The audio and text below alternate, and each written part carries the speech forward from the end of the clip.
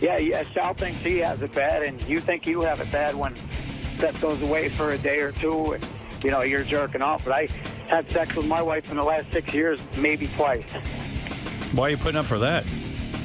Well, I love her. I've been with her for 9 years, and we used to have sex all the time. But then we had a kid together. She's 8 now, and she just changed. I mean, it's not because of me; it's because of her. She's uncomfortable with. The only thing she's uncomfortable with is her. She calls it a pouch. She's had 6 kids altogether. So she's uptight about her body. She thinks she looks bad. She's not that bad. She looks like fucking Julia Roberts. I mean, the rest of her body is great. Yeah, but you got to sit her down and say, listen, you got to either go see a shrink for me or something because I'm a young man. I need a sex life. But here's the deal, Howard. He married her like this. No, he didn't. Because she had already had 5 kids. You think that one kid... Marvin's on something. He says in the beginning he was getting more sex. Yes, but I'm saying she was able to manage it before. That's right. So how come she can't manage it now? That's what I'm asking. Your wife could give you sex, please. There's ways around. She can hide her belly. Thank you. All right, Howard. I appreciate it. You guys, love all you guys. Great show. I'll continue to listen, and I hope you stay on longer than 2 more years. Thanks a lot, Nick. Okay, guys. Hold on. Yeah, because then I can do those bits like Bubba does. I want everyone to cancel their Sirius if I leave. Did he say that? Yeah, Bubba's got a whole movement. He found some guy yesterday who has 50 subscriptions to Sirius, and even though he subscribed for us, Bubba has convinced him to cancel all 50 subscriptions. If he leaves. If he leaves. Well, thanks, Bubba. Thanks for the help. I was going to say that I think everybody should support Bubba, and I think he's great, but after hearing that, I'm not so sure. I think he's just trying to keep his job. He's trying to keep things going. Yeah, but if he goes and he takes all the subscriptions, what happens to my job? He's doing what every gay person, black person, Jewish person, any person who's been downtrodden is doing. He's trying to put economic pressure on the company to resign him. Well, what about boycotts? That's what he's looking for. That is a boycott. But I mean another boycott, not that one. He's acting boycott. He's acting like a dirty heeb. I mean, go out and get petitions. My point is, why would you want to kill the thing that helped you to survive? Now, why do you want to kill the thing that helps me to survive? Right, yeah. But no, Bubba needed a place to go before terrestrial radio would have him back.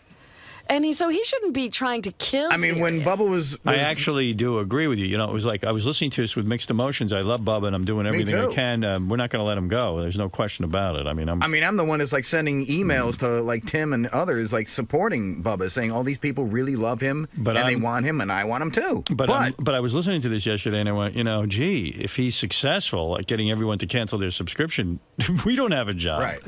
So, it was weird, but I am pulling for the Bubba crew, and also we are not going to let them go. But if Bubba was capable of doing that, wouldn't the company immediately hire him back? That's a powerful guy. I don't think. But what if he can, Artie? All right. By the way, I don't know how many people know this. In support of Bubba, Benji is willing to go on a hunger strike. Do I have that right, Benji? Yeah, I want to go on a complete water fast. In support of Bubba? Yeah. Until Bubba is resigned? Exacally. Okay. When does that start? Well, we can start right now. It's not we. I'm not starting anything. Well, what I mean is I could announce it, and you can do whatever you want, but that sounds like a dangerous thing. Well, it's worth it to keep him on, and I've been wanting a reason to do a fast. Very good. Go ahead. So are you doing it? Well, I guess I want to do it a starting weigh-in. Sure. To see how much I drop. And I'm not. If you want to weigh yourself, go ahead. Yeah, I'd like to. I think Benji wants me to beg him to do this. No, I don't want you. I want to do it. That doesn't sound very healthy to me. When will you end this? And Bobby Sands, remember that Irish dude? Yep. He's going to be Bubba's Bobby. Benji announcing a drastic move right now that he's going on a hunger strike until Bubba is resigned. A complete water fast. And I'm going to do the opposite. I am not going to stop eating. What is he doing? I don't know. Don't get naked, man. He's taking his pants off. Don't get naked. Wait a minute. Don't you want more weight on so it's more dramatic? I want actors. Can't hear you. Taking off his clothes. He just wants to take his clothes off. Yeah, I know. I got to eat, man. Come on. I think Artie's going on a hunger strike now. Well, you're going to go on a hunger strike? That's dangerous, right? I do. A water fast. I think if more of us would do this, we would be. Why don't you just lose weight like a normal person? Seriously, you're so out of control that you have to completely deny yourself all food. You're not even going to eat blueberries? You can have the rest of my blueberries today. Wow. Yeah. All right, So well, from this point on, you're not eating. You weigh 0. I might have coffee today. Believe it or not, you're down to 0. That's not fasting. Already? Yeah. All right, What? get on the scale quickly. There ain't no rest of your blueberries, by the way. You weigh 250 pounds. How tall are you? I say 5'9". Five- but are I'm you probably five- about 5'8" and a half. 5'8"? Okay. You know he weighs more than a baby rhino. 250 pounds, and you're going on a fast for Bubba. Complete water fast. Wow. Starting now. Starting now. All right. I very might have good. some coffee. All right, my friend. I wish you luck with this. I think it's a dangerous thing. I don't approve of fasting. I will think not you eat till Bubba's re-signed. All right. Does anybody care? No. Now I hope they don't sign him. You know what it is? He's thinking of doing this water fast, so he needed a reason we need to an do incentive. I've been waiting for some issue. it. Yeah, but I got to tell you something about you, and I don't want to dwell on this. I don't want Okay. to argue about it. You're very sick, and the fact of the matter is that you can't control yourself without anything drastic. Right. Just eat 3 normal meals a day, and you'll lose weight. Why are you telling him to do something he obviously can't do? Yeah, well, I'm telling him what he needs to do, and if he can't do that, go see a psychiatrist. Thank you, All right. Matt. You're on the air. Yeah, hey, Howard. Yeah. So we might lose Bubba and Benji's going to die. That's great.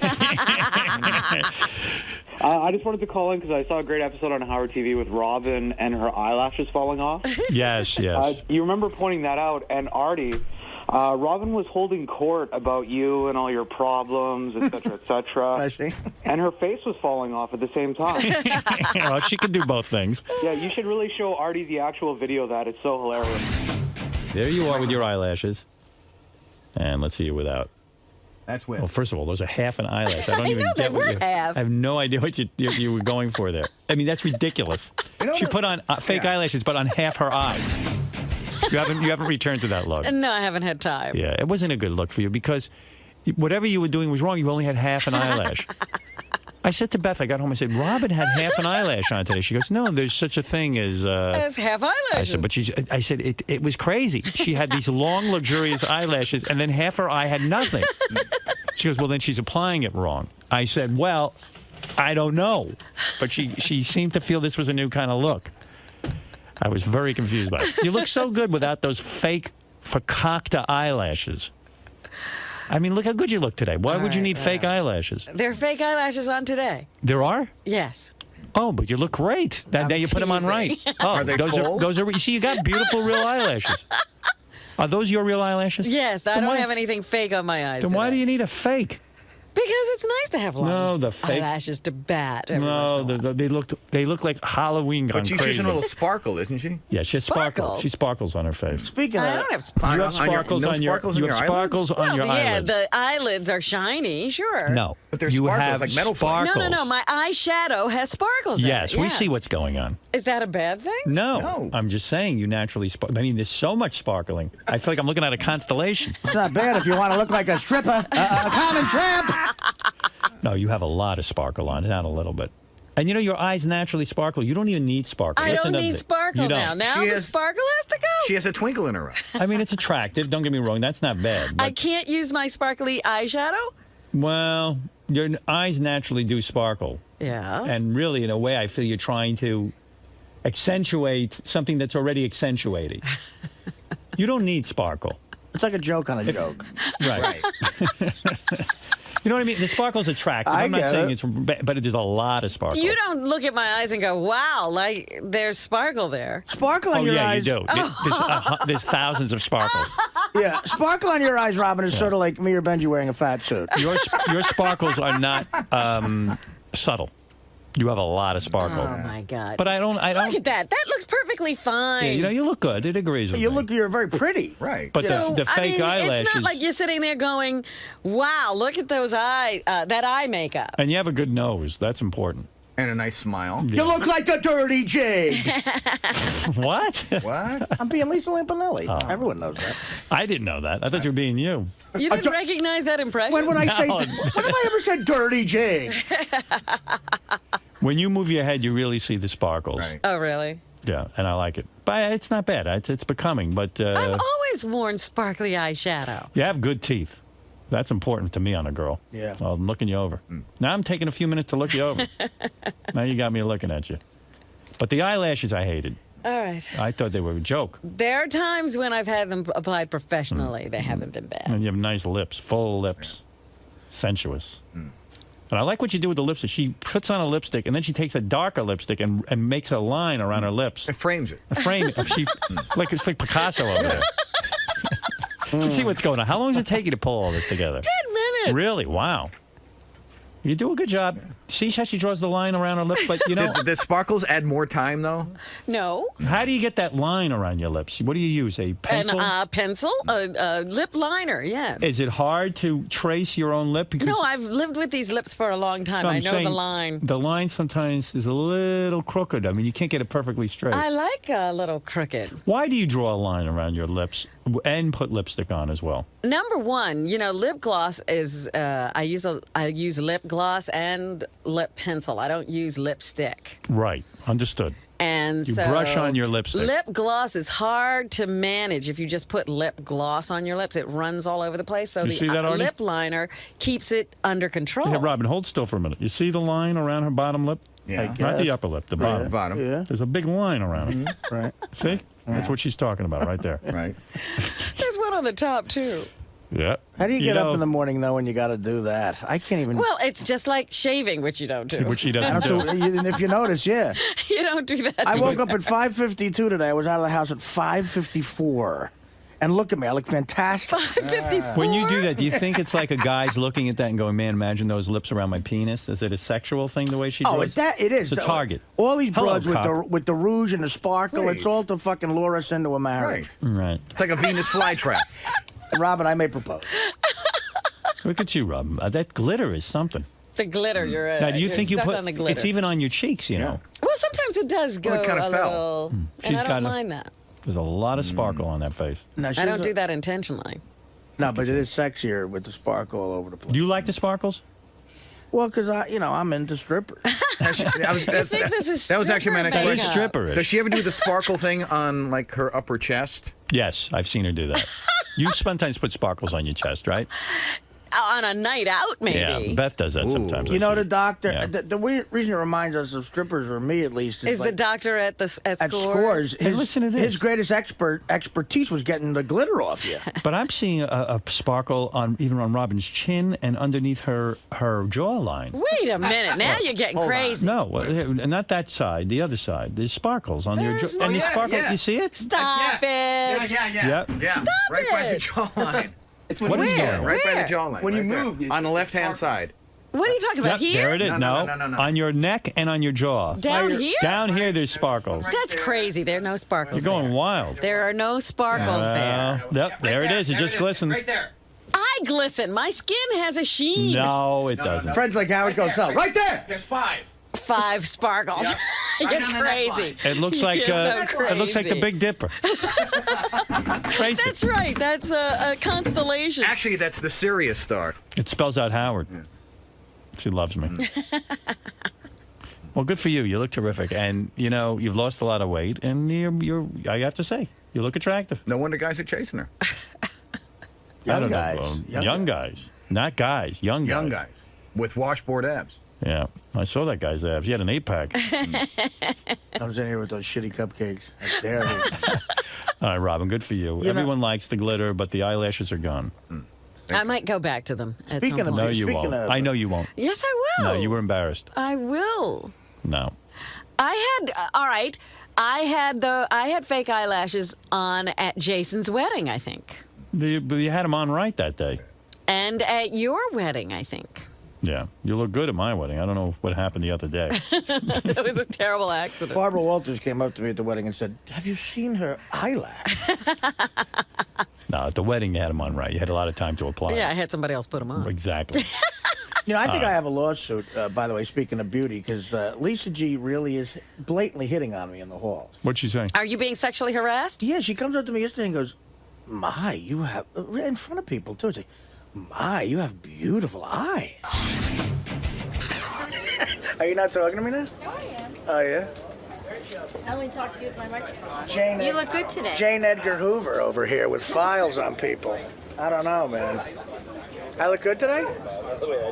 Are you lying? You have really nice eyes. Oh, wow, thank you. Wow. This is getting. I almost have a lawsuit now with the harassment. What color are my eyes? They're so pretty. They're like a green. Yes. They're a green hazel magenta. No, Artie, I think just everyone wants you to do well, Yeah, I know, but how could you say I'm a liar when I'm the one telling you the truth? Are you feeling uncomfortable at work? Like, Yeah, like I'm a little like she's gonna grab my ass or something. Don't you like that? I guess I do, but it's why don't Do you want to go out with her or not? Well, would you go out with her? I would. I want to just bang her. Okay. Would you? Would you want to bang her? Yeah, I mean, but I don't want to talk to HR about her sexual harassment of you? Do you want to file a claim? Do you want me to call HR because you are? Tell him that Lisa is hitting on Artie. Wouldn't that be great if, like, in Lisa's file in HR, it's like she's been sexually harassing That's Artie? right, she's sexually harassing. And she's got a file. She's got a file on me. I'm keeping a file on her. She goes. Well, what color are those eyes? I said, I don't know. It says hazel on my license. She goes, oh, they're sort of green. And I was like, yeah, well, can I get out of here now? Like, what? She was cornering me. And, Practically had your pants off. Yeah, and because in here she pretends to be mad at me, but see, I don't want to date her though. She's not a chick you could just bang. I don't think. No, she's. What if You she don't want agreed to to date that, her? though? Why not? You think she'd be a lot of problems, huh? Yeah, she'd be a pain in the ass. All of a sudden, I'd be planning the cookie part. Well, you know what? You really, if you're serious, and I'm not discounting what you're saying, you have to document all of this for HR. All right. Well, what do I do? Make a little log? Start to make a log about the times that Lisa G has Corners sexually you. harassed Something you. inappropriate. I got like 50 of them. Well, write them all down, and Let I'm me going get to go to. I'm going You to gotta march have you down dates to HR. and times. I'm going to take you by the hand down to HR. All right. Because Howard? I don't want to see you sexually harassed. Let me get my We notepad can't have out. you uncomfortable coming to Yeah, work. we need you comfortable in the workplace. Has she ever touched Artie? Well, you know what? She gets Like very arm, very close. shoulder? There's been like a brushing. She invades your personal space? Yes. When she gets very close with that mic, and then I'm like, the mic isn't even on. Yes, Sean, you're on the air. Yeah, I just want to say that I'm going to cancel my subscription until Bubba starts wearing sparkles and fake eyelashes. Well, he does that all the time. Yeah. Oh, good. All right, wait a minute. Lisa G. What is it, Sean? I just wanted to say, let Bubba leave. Like, let him go. Like, everyone's supporting him left and right. Like, I'm just so sick of hearing it. Like, every single year, the guy comes back trying to get another contract out. Let him go. Well, What's we the like point? Bubba. Yeah, He's- I know, but, like, if anybody really wants to listen to him, go to terrestrial and listen to him there. Like, we're just sick of dealing with it. Like, that's all that our airwaves are getting, crudted up with is Bubba's bitching about not having another contract. Well, make a big contract, in the beginning and get over it. All Well, right. he wants to. He would love that. He wants yeah. that. Dominic, go ahead. Artie, I think we can not only sue for the harassment, but under it, there's such a thing as retaliation. And it means this: Right. because you're not giving in to her sexually, and it's obvious she wants you. Right. She then does stories about you that are more harmful Oh, and wait. possibly untruthful. It's called retaliation. Do you think you could seek damages because you've gained weight so you won't be as attractive to Lisa G? Well, no, and you know what? I think Dominic has a point. She's all over me lately with these stories about my supposed heroin use. That's all. I love the damages already. All right. Big damages. For me, this is better than sex. I'm going to call you. That'd be so great if there's a big lawsuit in the paper that Dominic's representing Artie on a sexual harassment suit. And, you'd assume Artie was sexually harassing someone. Oh, wait. There may be damages, too. It's like, didn't she come here and call him a liar, which kind of put his book into question? Like, And this is before she hit on me with Right. the eye thing, way before it. I mean, like She about... jumped in your car today with Steve the intern. Yeah, she came running down into my car. Really? And I said, don't. And I told Steve the intern, because I wanted to give him money, I said, go to the ATM. And I told him my PIN number. And I said, don't put that on the news, my PIN number. She goes, oh, I would never do that, sweetie. She just wrote it down. Sweetie. I don't know if she said sweetie, but it was very amorous. If Lisa G agreed to go to see a counselor or a psychologist, would you agree to drop the charges? I'd want a note from the guy, though, that You would. she's better. You want to make sure she's going because people lie about that. Yeah, well, Right. yeah. Yeah. People do it all the time. Right. You know what? Is her mouth moving? She's lying. 12-808 Well, let's tells hope- me I have nice eyes. Let's hope Lisa G gets the help she needs. Right, exactly, because it's getting out of control out there. Did you come to look at my Artie file? Yes, I did. No, off limits. What's going on with you two? Have you been harassing him as Mr. Lang is claiming? He wishes. No, his eyes are really green. I never noticed how green they are because they're always half shut. Because he's always almost asleep every day. But there is no sexual connotations to your comment? Or No, he's trying to deflect because I have a file on him. Now he wants to start a file on me. No, nothing's gonna happen. He's not dragging me up to HR. Mm-mm. The topic has come up many times, though, about the possibility of you two dating, or at least,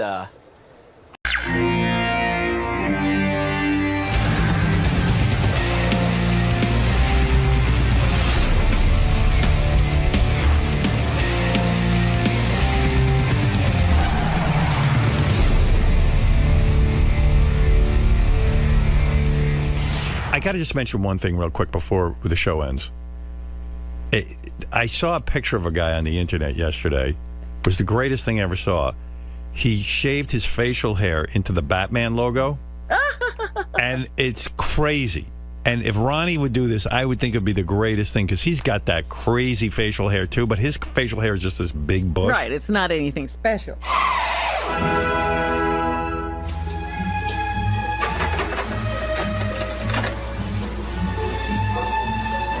I think it's kind of sexy.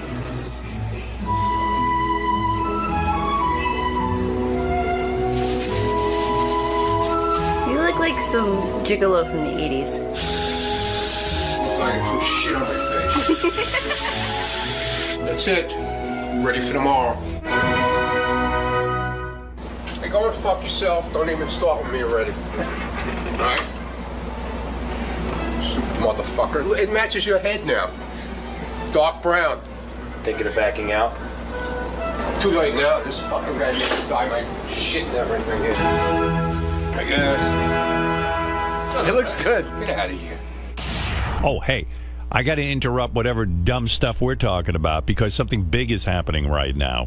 What's that? Ronnie, the limo driver, has been in with the hair cutting guy, Mike the barber.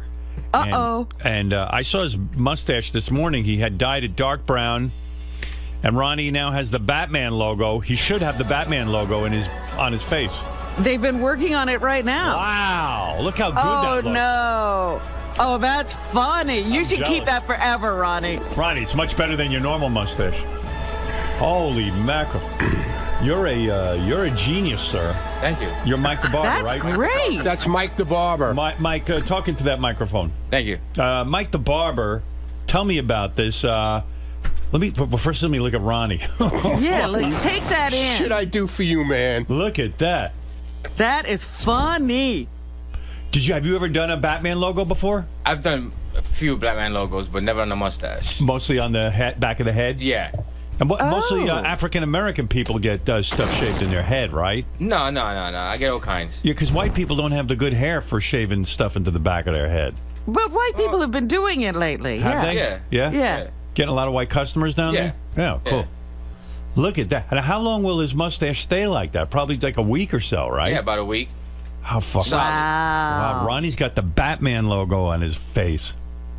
That is great. Can I say something? You look 50 fucking times better with the Batman logo than that other than shitty... your regular crap, yeah. Did you see his shitty mustache that he had? I wouldn't call it shitty, but I think this is better for him. Me too. It gives him like more face. Yeah. Yeah, but look at the color. It's stupid. Yeah, but he wouldn't know it's the Batman logo otherwise. Oh, I can't wait for him to go out on the street. I went out on the street this morning like this, before it was done. People were staring at him just because his beard and his mustache was so like dark, almost black. This looks cool. And you wanted me to do this is dark brown. You imagine if I did black? It's about no, the this same. is great. This is perfect. Look at that, man. That is fucking beautiful, dude. Don't you love it, Ronnie? I haven't seen it. Oh, they didn't let you see it? They didn't let me see it. Yeah, put it up on the TV. Look at that. I'll ask you all about how you get that done, and look at that. Fucking cool. That's the Batman logo. You like it, Ron? Yeah, it's kind of cool. Yeah. It is. Yeah, you look better. Yeah, it's kind of cool. Your other mustache takes up too much real estate on your face. I don't know what that thing was. What do you think of it, Fred? I think it's terrific. I think you should go with the black. He likes it brown, but it's about the same. Yeah, but you got to make a statement. It's good. I don't know. One side looks thinner than the other. Ronnie, no. That's a good shape for his face. No, you're staring at it the wrong way. Let me see. Look at me dead on. No. It's even. Is it? This fucking man knows what he's doing. Right. You're uneven. All right. What'd you use, a stencil, or you do it freehand? Freehand. He did it freehand. Yeah. Wow, that's good. Ronnie's a superhero. You think one side's thicker than the other? Well, one side is he has more hair on it. I see. more porous. He has more hairs growing out of one. Oh, than the it's other. Ronnie's fault. Yeah, okay. I'm half of both. Of course it's my fault, Robin. It's always my fault, according to you. I bring some spray when You can spray it in. Yeah, you got to spray that area in, man. So anyway, this is Mike the barber. He gave Ronnie the Batman logo right on his face. I love it. I love it. Mike, where's your shop? The Bronx. In the Bronx. Yeah. You say you charge $40 for designs on the head, $20 for facial hair. That's pretty reasonable. Yeah. Pretty reasonable. Yeah, that's nice. So if Ronnie wants to maintain this, it would cost him about $20 a week. But yeah, just about. Yeah, right. Wow. Ronnie, you're a walking piece of art. Yeah. Wow. Mike says tribal designs are most popular. You once had a request to put a swastika on a guy's head, but you refused to do it. Yeah. Yeah, right. I was a little off. Because what are you, like a black guy? Nah. Dominican. You're Dominican. Yeah. For a Dominican guy to do the swastika, it's almost like you're supporting a guy who wants to annihilate you. Yeah. Right. So what do you mean? You're not black, you're Dominican? Dominican, yeah. Well, what does that mean? Well, I'm from the Caribbean. Yeah, Dominican but you're black, right? He doesn't look black. What are you talking What'd you about? say? He doesn't look black. Well, he's a black guy. Everybody who's not white looks black to Howard. He looks like a Spanish dude. Right, he looks Hispanic. Yeah, right. but I would think people would think you're African American. No. I don't think so. Not at all. Fuck yeah. African Caribbean. Hell no. Everybody. No. What? He This doesn't. guy? I didn't think No. that when he walked in. Not at all. I said this dude's African American. I was like, he's Hispanic, and then you listen to him. Of course, he's Hispanic. Yeah. I got Yeah, but you're a Hispanic black accent. Spanish guy. Yeah. You Right. can say that. he's- Your father's no, black he's Spanish. not. He's very light, Howard. He's light-skinned and his black hair man. is straight. Yeah. Talking about, dude. Anyway. Why you Whatever insult you my are. barber for? Howard is just terrible. He's What- next. I'm No, going I'm saying- Batman back here on you. Whatever you are, I'm saying it wouldn't go with the Nazi kind of thing, you know. What does go with the Nazi kind of thing? Who do you ask for that? You got to get like a super white, like Swedish dude to carve that in your head. Let's see. Mike once spent 3.5 hours working on one graffiti design for a person's head. What the hell did they have on their head? Well, he wanted his name. He was a little kid from Long Island, so he wanted his name. He wanted a tank. What's a tank? Yeah, he was like an army tank? Yeah, like a military tank. Good Lord. Yeah. Where does he work? He doesn't work. He was 10 years old. Isn't that weird? Because his parents work. Isn't that going to grow back in a week? If I mean, for 3.5 hours to sit there, you know? It's what he wanted. It was his birthday. Right. Wow. These man. parents are too indulgent. They are. The most requested thing to have carved in your head and your hair is, Robin, take a guess. To most what? The most requested. To have carved in your head is the Nike swoosh. Lightning bolt? New York Yankees logo. Oh, my goodness. Yeah. Of course we're Well, in New York. he works right near Yankee Stadium, right? Right, he's in the Bronx, right. Mike's 35 years old. He's dating. But Who you are you look dating? young for your age. Dating my girlfriend, Nancy. Oh, Nancy? Yeah. She a Hollywood actress or something that we might know? No. Could you carve the first chapter of my book, Private Parts, into my head? I would like that. The whole first chapter? Yeah, people just want to just read it. Just read the back of your head. Yeah. And what about Nancy? Is she black or Dominican? We're not Romanian. Romanian? Yeah. Oh, good. See, Howard, what difference does it make? I don't know. But hey, beautiful. You gotta keep the thing going about racial tags. Mike the barber, you are one talented dude. Look at that thing, man. Freehand he did that. The Batman logo. Now my security guard is he's like Batman. He's he's putting out Yeah, the I'm a Batman superhero. signal. Yeah, he's a superhero.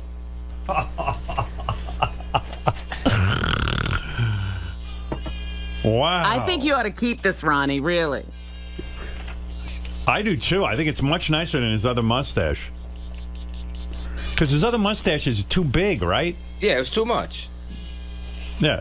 Now he's got like a nice It's like he was grooming. growing a hedge on his face. Yeah. And Ronnie's really embracing this whole Batman thing. This morning, he picked me up in the Batmobile. That would be cool if you now started driving a Batmobile. Yeah. I was going to be really mean, and I was going to, when we told Ronnie we were going to do the Batman logo, I was just going to have you like shave cock and balls right into his face. And then when he looked at it, he cock and balls. A cock going into his mouth. He had enough hair for cock and balls and pubes. Yeah, you put the balls right here. Nice. Can you imagine? He looks in the mirror and he's like, a cock and balls. I didn't have the heart to do that to him, though. No, you wait for the tattoo when you do it. Yeah. You know, well, I'm wondering if she's turned on by it as Lisa G, because she's like so into She Ron. wanted to kiss me before I did it. She what? She wanted to kiss me. Good luck before I did it. Wow, she's just thinking. She's in love with you now. She wanted to just start like kissing you again. She wanted to give me a good luck kiss. What do you make of all that? I don't know, man. Wow. She's in love. In love. Do you know over the weekend she went out and bought a Yosemite Sam blow-up doll? No. To pretend that she's with Ronnie? I'll say. Wow. Yeah, Lisa G spent the weekend pulling mustache hairs out of her throat. And she had like, she couldn't get the smell of Mambo off her for like 2 days. That's good. Yeah. She's so into Ronnie. It's a good thing. She's already writing her next book, Sex Lies and Ronnie's Cock. Yeah,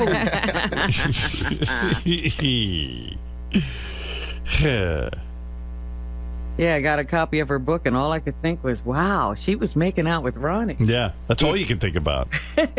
Ronnie and I were in Vegas together. Ronnie got he got all fucked up in Vegas. What was wrong with you? Like you were having my sinuses, man. Listen to him. They almost exploded. Yeah, it's so dry in Vegas. It was 106 degrees. You put your foot down, like by the pool, and it was like burnt hamburger. Horrible. Like you couldn't put your foot down on the pavement. You couldn't have bare feet. You couldn't breathe. And when we left, it was 111 degrees. Yeah, crazy. It's crazy, and it's so hot. Like my wife and I got to go to dinner the first night, and we were going to sit outside because I love the heat. Yeah, you lasted about 30 seconds 30 outside. seconds. I couldn't breathe. You don't love the heat that much. Not that much. It was horrible.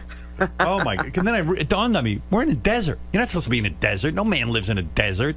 That's right. You're supposed to stay undercover. Why do you think the Arabs run around like that? There's a lot of men living in that desert. I'll tell you what. I was like, there's no water in the desert. I don't even know how to get water in there. You know what? That's what you should have done. You should have been in one of those white things with a band around your head. Well, you want to know something? You could stay at the pool. I'm telling you, you got to be so careful in the sun. I was so covered up. I was like freaking out. I went out to the pool. We had, when we first got there, the day we traveled, I ran out to the pool. The only day of free time. The only day of free time. And I went out there and like you know who was there? Dina Myers. Remember her from Starship Trooper? Oh, yeah. Yeah, we had her on the show years ago. She was out there in a bikini. It was fun to look at her. And she was with her husband and stuff. And I was there and I just ran like a bitch right into this little tented area because I didn't want to get any sun on me, man. It's so fucking hot. It's intense, right? Yeah. You get cancer within 5 minutes out there. It was brutal. How do people live in 111 degrees? And Ronnie said he had blood coming out of. Didn't you have blood coming out of? No, Joe was coughing up blood. Oh my God! Because it's so dry. Dry, yeah. They call it Vegas throat. Well, my nose was like so dry that like you feel like you have boogers in there, and then you blow them, and nothing comes out. Yeah, it's like cement. It's dust. It's like dust. Cement. Cement. It's like cement. Well, they do have dust storms and stuff out there. It was fun. And then you drink so much water, you get up like 7 times a night to pee. Right. Bad part. Although Ronnie told me a lot of it was just squirting. It wasn't pee. Exactly. It wasn't urine. I got thirsty and I squirted on myself. He would have had a nice drink. I need a drink. I was squirting. Yeah. This is squirting. This is not pee. That's right. It's not. Mike the Barber, This Ronnie is says free that cum. Does your girlfriend squirt, man? What? I can make her. What? Yeah. What? Yeah, she does. She does? See? No, you think it's pee? That's not pee, right? Tell him. Nah, I don't think it's pee. Right. All right. Well, Do you take a nice drink? Take a nice drink, man? He does. Look at him. How you get the money? He's all happy. Well, anyway, Ronnie, you look great with your Batman. What do you think of it, Will? Isn't it nice? Ronnie's Batman? It's fantastic, right? Right. What do you think of it? He almost looks less of an asshole than normal. Yeah. Thank you. Yeah, you're such a nice guy, Will. He looks good. Well, Ronnie's got the Batman logo, and I got to admit, I'm a little jealous. Look at that. Well, you could do it. Nah, I don't have enough hair like you. Well, You grow don't it. have all that? I don't know. It's not thick like yours. We got some spray. Oh, yeah? Yeah, chromosome spray. And maybe I'll have you spray the Batman Larry logo. King spray. I like it on my face. Yeah, Larry King used it on his fucking head. Right. Chromosome spray. Well, anyway, congratulations to Ronnie. Thank you. Thank you. Mike the Barber, thank you. Give the address of your place. People go get the Batman logo. Oh, so on there. it's 1139 Teller Avenue in the Bronx. Teller Avenue? Teller, yeah. What's the name of the joint, man? Sharp Styles. There you go. Chop style? Sharp Style. Sharp style. Yeah. All right. You give a regular haircut there, too? Yeah, regular haircuts, we do everything. What do you think I should do with my hair? You like it, or you think I should cut it? No, I like it. You like it? Yeah. With that long hair like Samson? Yeah, it's pretty short. You had it longer before, no? Yeah, yeah. Yeah. That's a good cut right there. You think I should get like one of them short haircuts, like what you got? Nah, not for you. Okay. You come in for hot shave, we do that. Oh, you do that? Yeah. Oh, I fucking The love lather and The all lather, that. yeah, hot lather. I love that. Yeah. All right, man. All right. All right, good meeting you. Thank you. Ronnie, congrats. Thanks, man. Look at fucking Ronnie. You got to get Ronnie, now I want to see you all the time. Are you going to put a picture of him on howardstern.com? On the new and improved howardstern.com? I also got the video of the process. Good. The dyeing and everything. I'll put that on Howard Stephanie TV. shot it last night while we were doing it in the bathroom. Tell Stephanie to give the video to Howard TV. I gave it to him already. Oh, good. Okay. Already We'll gave him put the that camera. on. Big Howard TV All right. special, the making of the Batman logo on Ronnie's face. Maintain that, Ronnie. Ronnie's a stud. For those of you who weren't with us at 6 o'clock in the morning, Yeah. Ronnie got shaved the Batman logo into his mustache, and it's fantastic. What's the reaction been out there, Ronnie? Real quick update. Wow, it looks 10 times better. I love the Batman logo. What's going on with it? Is anybody saying anything? Yeah, everybody was saying it. Do they like it? Yeah, they say it looks. First of all, they say it looks neat. Yes, that's it. I feel your old mustache used to drag you down. And Seth Rogen's guys got a big kick out of it. They loved it, right? Yeah, they thought it was cool. I was. He must have people freaked around out. the building. Because he was high. Did he realize what it was? Yeah. Like, do you have to tell him it's the Batman logo? No, or he's. Did she walk up and she goes, "Oh man, that's the Batman logo"? Yeah, a little bit. Yeah. Wow. You know. What do you mean a little his bit? guys noticed it more than he did. Like they go, "Whoa, that's the Batman logo." Yeah, they noticed. He thought it was cool, right? Yeah, he thought it was cool. Yeah. Ronnie's the coolest. He goes, that's what goes on around here. I go, yep, that's what goes on around here. Tell him it was almost dick and balls. Yeah. Yeah, okay. All right. I don't think so. Dude, I think you have a cold. No, man, it's my sinuses. I feel fine. He got all fucked up in Las Vegas. You guys can't take changes in environment. Well, you know, it's dry as can be. It was horrible. You're supposed to drink I go to Vegas ton all of the time. water, but it wasn't in the summer. Yeah, in the Yeah, summer I've it's been there brutal. when it's. I've been there when it was 118. My It lips. didn't do this or did? It didn't. My lips were so dry this time. They had to keep putting like Chapstick and chapstick on me, and I was drinking so much water. I got up and pissed like 50 times a During the night. night. Yeah, during the night, too. Yeah, pee, not squirting. Yeah. No. Yeah. Pee. Pee, Pee. pee, Pee. pee. Pee. Right, Yeah, pee. Not squirting. right. Squirting's different. But anyway, You don't want a nice drink of the pee. Yeah. So Seth Rogen's guys thought that was cool, huh? Yeah, they thought it was cool. Yeah. All right, man. Wendy Williams' husband thought it was cool. He loved it. Because he was looking at the thing outside, you know, the stand-up of me. Yeah. Uh-huh. And he goes, that's you. I go, yeah. And he goes, I like this better. Yeah, it looks good. Everybody likes it, Ronnie. I'll bet your girlfriend likes it. No, I don't know. Look at that. It's the Batman logo. know. It's the coolest fucking thing. Fred thinks it's cool. I think it's great. Yeah, it's much better. Jesus, that's crazy. You think you're going to maintain it, or I don't know. I might go home and cut the whole thing off tonight. No. No. No, you don't. No, you don't. What are you, crazy? No, you don't. Listen to you. You got to shave off the Batman logo after we Are get. you kidding? At least All keep it right, for a couple of days. All right, I'll keep. Better off shaving your head. Yeah. Thank you. Thanks. Oh, please. Don't shave do it. that, Ronnie. All right. Why, you feel self-conscious? Yeah, I feel weird. Well, it's- get first of all- used to it. But no, Why 'cause would it's you so, feel first weird? of- You got well, the Batman no, logo no, on your I don't face. care about the Batman logo. I just feel weird because it's so dark. Dark, yeah. You know. But it looks better. All right. Makes you look youthful. Yeah, it looks better. She's probably laughing up her sleeve over there, going, "Yeah, it looks better. Yeah, keep it. You look like an asshole. Yeah, keep I got to it." say, that guy did a great job on it. He did. Wow. What do you charge us for that, Gary?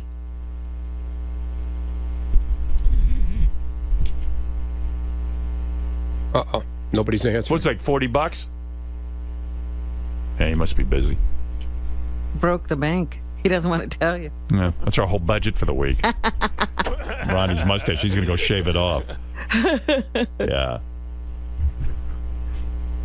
How much? 40? Yeah, thanks. $40.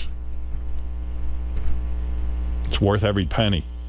You're not even that into Batman, are you? No, I love Batman. Oh, you do? Okay. Yeah. Be proud, man. Don't be self-conscious. Batman, Superman, and the Lone Ranger's coming out, too. Did you see that? Lone Ranger looks Wow. pretty good. Yeah, the Lone we Ranger. Maybe we could shave your eyebrows into that mask he wears. Like Ronnie's an older guy with a big Batman logo on his face. Idiot. Wait till kids see that. They're going to go crazy. Yeah. Hey, they're They'll gonna love you. Hey, there's Batman. Yeah, I got to walk around with a cape now. No, you don't need that. You got the logo right on your face. All right, we're going to take a break, and then we'll get to the news. Mike. Yeah. First off, nice job. Thank you, thank you. Secondly, where can Ronnie go from here? I mean, what's the next step for a Batman mustache? Does he have to start over? If you want to start over, or if you're going to keep, I think he's just kind of liking it. But there's nothing you can adapt to a Batman. I mean, once you're in the Batman mode. Let me see. I mean, if you let something grow in, yeah. Ron, we're just saying, where do you go from here? What do you mean, where do I go? I go to work. Not in a literal sense, with your, with your mustache. Like, where can you go? Like, you have to start Wonder over. Woman's vagina is next. Right here. Mr. Munn. Yeah. Are you reconsidering your previous idea of shaving it off? Yeah. Since the boss man likes it so much? Yeah. Are you kidding? No. Yeah. Why not just dye it a little bit lighter? I gotta wait for it to grow out, dude. I can't just dye it lighter now. Throw some just for Batman in there. No, but if you put something lighter on, it's not gonna do anything. There's a method to your madness. I should have got like a rinse thing that washes right out. A ton of people have told me it's like their best album. Check out blacksmith.com, which is JD, you're a big Ronnie Munn fan in general. And the world tour. Not true at all. Do you like this summer facial hair pattern better than the old one? I do. Sabbath album 13 is out tomorrow. Why don't you do something now? Why would I have to do something? Why not? Because I don't really... Do Wonder Woman's pussy right on your chin. No. Yeah. Grow a big bush right here. I don't have the facial hair. No. Just grow a bush right here. Right down here. And cut a hole in the middle, like a slit. With a geezer. And then, new songs in almost an you know what I'm saying? Brand new Black Sabbath. And then the pink will show through, and that's the pussy. One of the most influential... And you leave a little piece of hair on top. That's the little hairy clit. Sabbath. I'm glad you got that on camera. 13. Sorry. That's a good idea, right, Greg? I think so. I think you have a beautiful mind and a beautiful mustache right now. Yeah. Thank you. I have to write some sex tips now. Leave me be. Jimmy, you're on the air. Hey, Alex. Hey. Are you going to be running for vice president with Jesse Ventura? Yeah, a lot of this is heating up all of a sudden. Did you notice that? Yeah? Yeah, like there's a whole bunch of newscasters now covering the fact that I think Jesse Ventura was out sort of doing his rounds and, on the talk show circuit. And right. He's been talking about that he's really seriously going to run. And he's right now wants me to be his vice president. Well, didn't you agree already? No, I didn't agree. I just said I was going to think about it. What I love about Jesse is, like, he doesn't even, like, say it as a joke. He's just like, hey, man, I want Howard Stern because Howard Stern's a good dude and he wants me to be vice president. He doesn't, like, he treats me seriously as his vice president. Which is crazy. But I love that's why he probably won't win. No, he'll win. Jesse and I have discussed that 2016 is the opportune time for us because there's, like, if you notice, there's not really any good Democrats after, like maybe Hillary will run, but she'll be old, and like who's the Republican? Nobody sort of popped up as a main contender. Yeah, and then like on the Republican side of things, Chris Christie would be great, but those fucking maniacs in the Republican Party will never accept him as a Republican. They think he's a liberal because they're assholes. All the conservatives now are all fucking crying because their precious Tea Party got investigated by the IRS. The IRS, the IRS did something really kind of shitty. They said to the Tea Party guys who, whenever they see something like a Tea Party thing looking for tax-free, tax-exempt status, they slow down the application. And now they're all whining. Well, this has been happening to me for years. And you're not the only one. This happens in every administration. It's happened to, just because now it happened to Tea Partiers, it's a big deal. Oh, now they're all crying about it. But if you notice, it's happened to me twice. Once with the FCC in terms of the SiriusXM merger. That was because of me. They purposely wouldn't put it through a government agency and let the merger happen. It had to be scrutinized to the nth degree. Closer than any two oil companies getting scrutinized. And the other time it happened was when the FCC again decided to fine me. And in order to put pressure tactics on the people that employed me, they went ahead and delayed all of the licensing for Infinity Broadcasting, which had nothing to do with anything. They just fucked them up until they forced them to pay. It's racketeering. I said it at the time. And this is actually what government agencies do when they want to exert power over people. And not one of these fucking crybaby Tea Party conservative motherfuckers came forward when this was happening. They didn't loved care. It. And none of the liberals cared either. Fuck them both. And Jesse Ventura and I are going to clean things up. They want to make this like it's a Democratic thing going on. No, this goes on. No. Don't worry. When I become vice president, I'm going to use every government agency to get at all my enemies. So don't think it's stopping. It's going to get worse, not get better. Oh, yeah. Because your enemies list is long. Oh, wait till you see all the radio guys who won't be able to get licenses. I'm telling you. Anyone who works in terrestrial radio, they're not going to get any water for a month. It's going to delay it all. Yeah, Mike, you're on the air. Hey now, how's it going, man? Hey, I think it's funny, like you said, that Jesse is telling everyone, oh, I have asked Howard Stern, and he's giving it serious consideration. When are you going to let Jesse know that there's no way you're going to let the American people know about your finances or your kids' backgrounds or all that kind of shit? Well, I told him that already. My kids' backgrounds are... Well, if you run for office, they're going to go, you know how they do. They go through your whole family, basically. Right. So you're not going to expose your kids to that kind of exposure, are you? Well, I'm not... First of all, in full disclosure, my children are actually Asian. They're secretly Asian. But, they've changed citizenship? Yes, that's right. No, but in all seriousness, I've told Jesse it would be a long shot for me to run. And you know what it is? I can't say no to anything. That sounds like really exciting to run for vice president with Jesse Ventura. So I can't even... It kills me to say no, because how funny would that be? How great would that be? Like, we'd have to be, going around the country campaigning. It would in the debates. Oh, the debates. The vice presidential debate. Can you imagine the vice presidential debate? Because I got a feeling the two of us could probably get enough, sort of action to get on all the ballots. So, they'd have to include us like they did Ross Perot. I'm pretty sure I could get enough support to get us all on, between me and Jesse Ventura, we could get on a ballot. Yeah, you know what? But I'm thinking you're complaining about the workload of HET. Oh, that's the problem. That campaigning is nightmare. Well, if I have to fly, forget it. I'm not campaigning, and that's... Well, you can campaign on a bus or a train, but you're there all the time. Oh, I won't do that either. I'm just thinking I could campaign on Skype from my house. So little town hall meetings. I don't want to tell him yet, Mike, because I'm having too much fun with it. Garrett, Jesse Ventura is obviously taking Howard seriously. Considering a run for president in 2016. If this gets legs, if this continues, how seriously will Howard take it? I don't know. I've been down this road before. He was almost the governor. Right.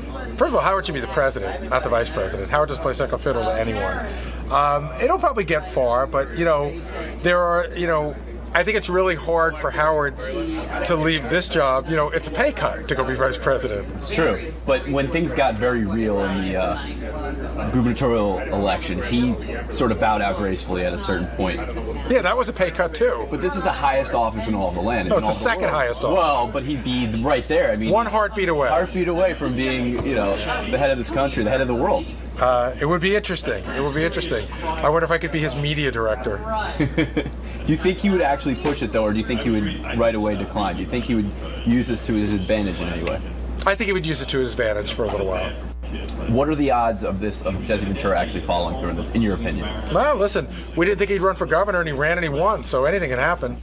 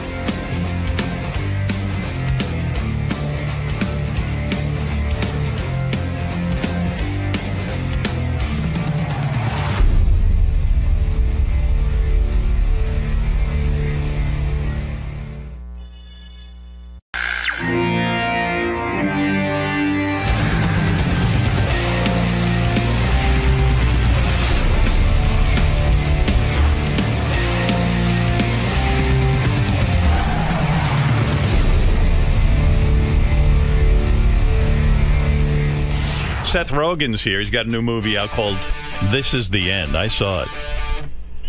Good? Yeah, really good. Can't wait. Real funny movie. I saw a preview the other day. I was like, ooh, I can't wait to see a good, funny movie. It's a very original idea. Thank you. It really is. Thanks. I should have made a movie like that. That's funny. You play yourself in a movie. I was actually thinking about that. I did play myself. You did make a movie like that. Yeah. You know, it's a fun Everybody's movie. playing themselves in this movie. Yeah, everyone plays themselves. Seth plays Seth Rogen. I do. And he does just what Seth Rogen does. He gets high all the time. It's pretty much true. I saw that video of you rolling the teaching how to roll the cross joint. Cross joint. Yeah. You know, and I was like, didn't Sony... What's a cross joint? Didn't Sony say to you, we want you to stop smoking so much pot and publicizing it? You know what's funny is we originally made that video for Sony as like part of this like Facebook thing we were doing for the movie, and then they wouldn't let us release it through them. And I literally like created a Facebook page just to put that video out into the world. When I saw have you seen the video, Robin?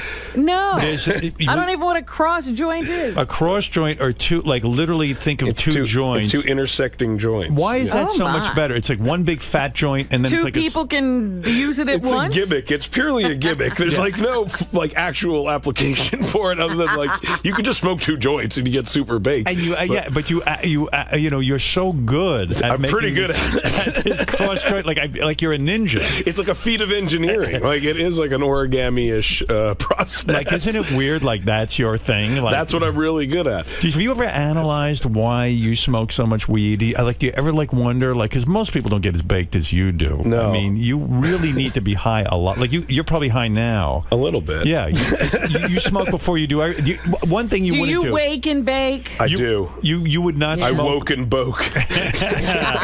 You would not smoke before you did Letterman that one time because you respected Letterman so much. I ultimately did smoke. Well, I don't know if you watched. Last time I did Letterman, he asked me straight weed questions for like 15 minutes straight. And none of it was in the pre-interview. Literally none of it. It was all stuff about Barbra Streisand. And then I get on there and it's literally fucking wall to wall. And he every time I think he's going to stop, he goes more into it. It's like, okay, so really walk me through the process. Do you know why people ask you so much about weed? Because it's very refreshing to see a guy with a major career. You've got a major career.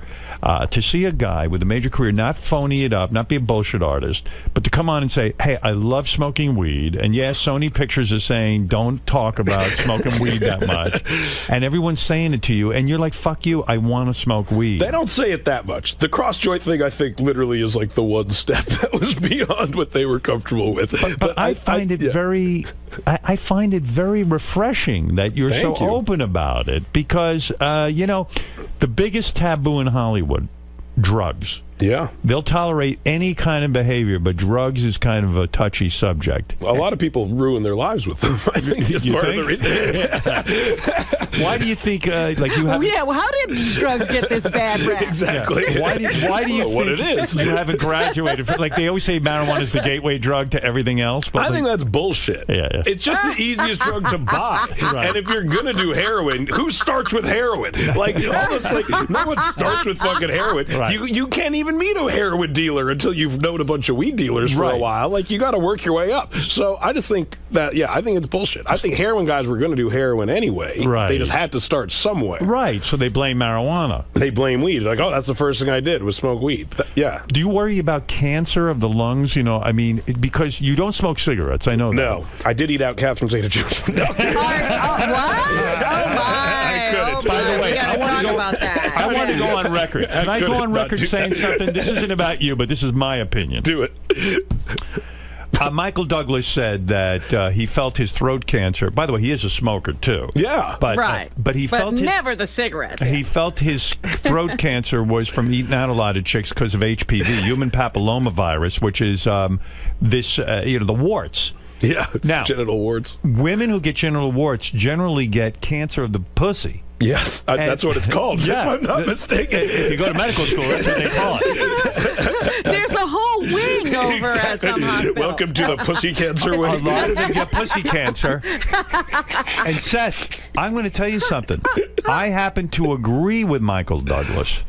I believe why wouldn't it be logical that if you eat out a chick with bad pussy and you get a throat cancer? Hey, can I write a movie with you? Yes. It's the pussy cancer movie. Yeah, we could just talk about pussy cancer to make a fortune. I know. I'm pretty childish. It's true. I've never heard those two words together. Yeah, something so horrible, something so pussy wonderful. Cancer, the movie. But seriously, I believe you could get throat cancer that way, and I think he's right. Yes, certainly you can. I think we've heard this before. Right. He was just the first person to say, He came I out. actually got it. He said it. Right. He was taking a hit for the team. And also, I do want to say, did you watch the Liberace movie? I'm like halfway through it, actually. Yeah. I want to say how much I hate it. Okay. Why? I didn't love it, I'll be honest. I loved it. I'll tell you why I didn't love it. And I was talking to my mom about this. She didn't love it either. She shared the same opinion as me. Well, she didn't know that Liberace was gay. Well, she did know. She just didn't. She broke the news to me. That's the funniest part of the movie.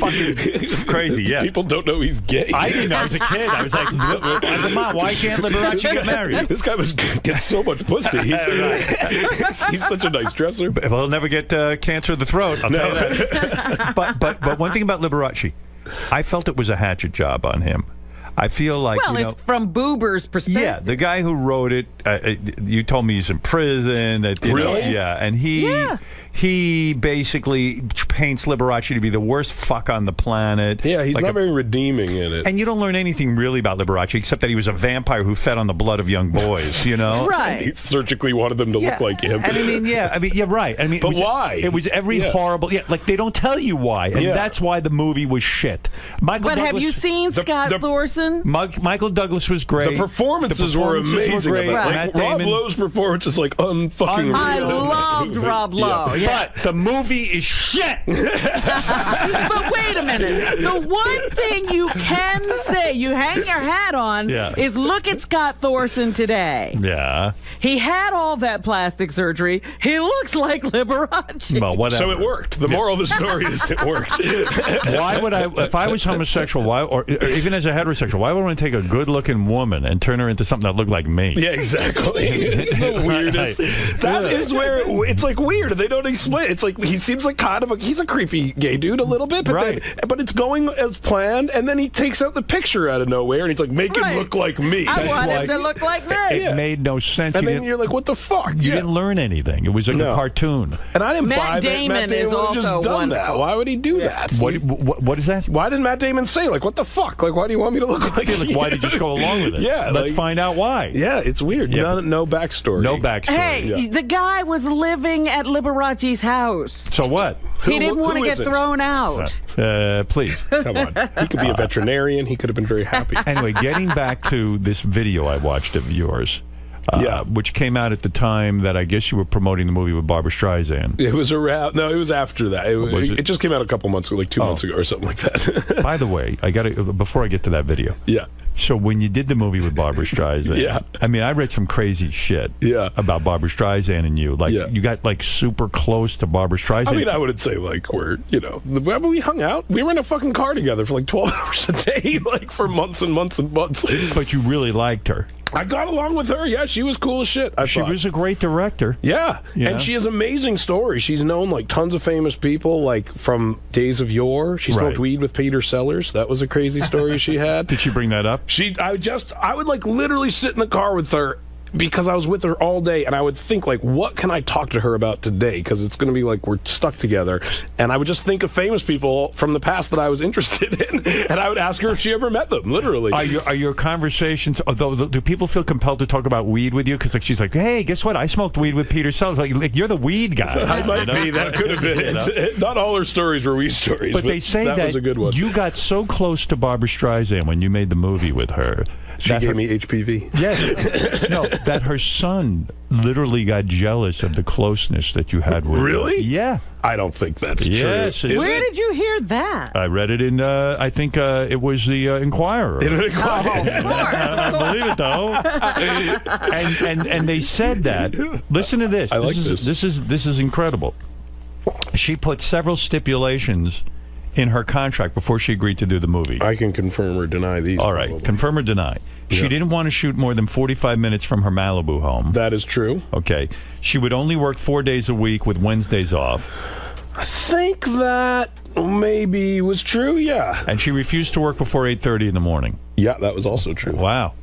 It's fucking great for me. That's like the greatest thing ever. That's like He was looking out for you. Someone taking the problematic hit for you. Yeah, and you're shooting in Malibu. Now, by the way, that makes the movie more expensive because shooting in California is way really more expensive. Yeah, definitely. It when was. you made your new movie, This Is the End. Yes.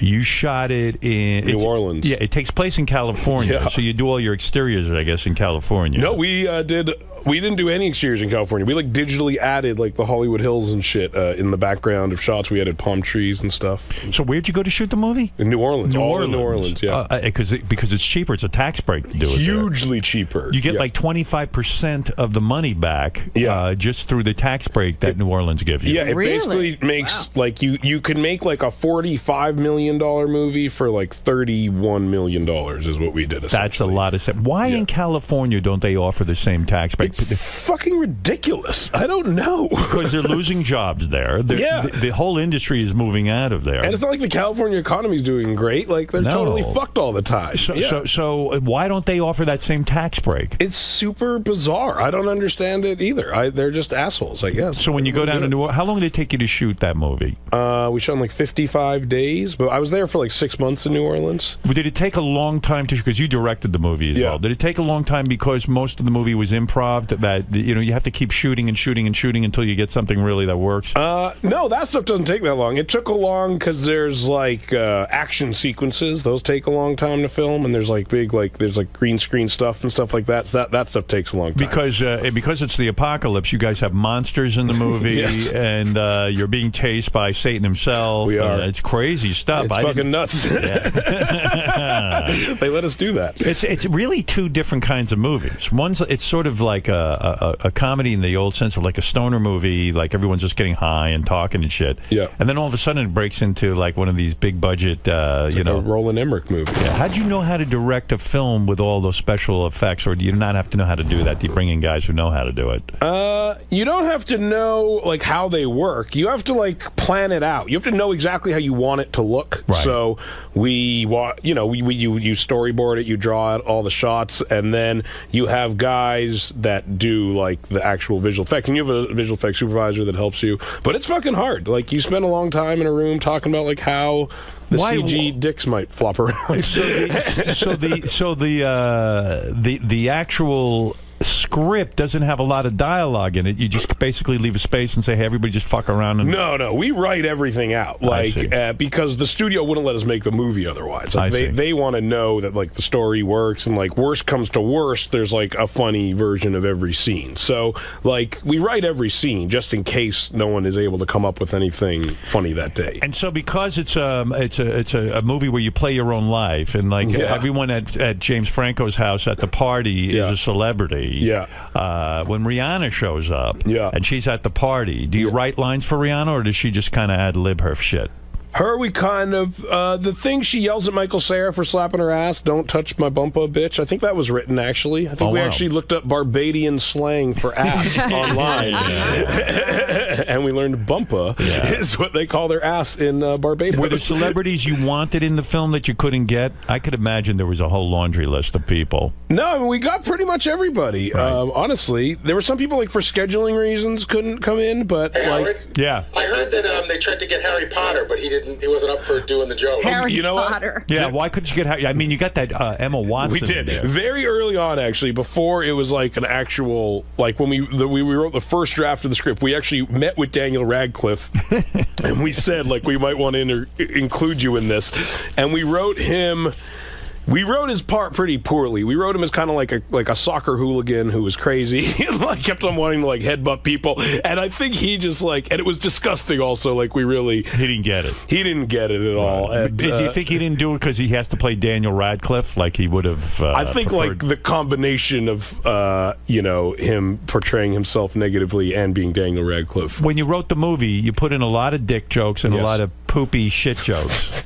And the shit jokes, when you tested the movie, didn't make it in, right? No, because we took out the shit jokes. Why didn't people like the shitting stuff? People don't care for shit jokes. Yeah, it's too messy, It's right? too much for people. You got to find the line. Right. People will go with pee in a limited capacity. Yeah, they're okay with pee. I don't want to give away too much of your film, but when you drink your own piss, it's crazy. Because you know, Robin, when there's an apocalypse, there's no water around. No. You got to start Right. drinking your own urine. You got to drink your own pee. You know what you need? You But need Seth- a squirter. But Seth, You like, need a woman who squirts well. one of the guys is drinking pee out of a bottle, you know, because he's drinking his own pee. Seth Right. just takes his dick and like, pisses in his own mouth. When you write something like that, a scene like that, you're definitely high when you write that. That right? was just that wasn't written. You know That was an improv. No, that was an improv. That was what if I fucking piss in my own mouth?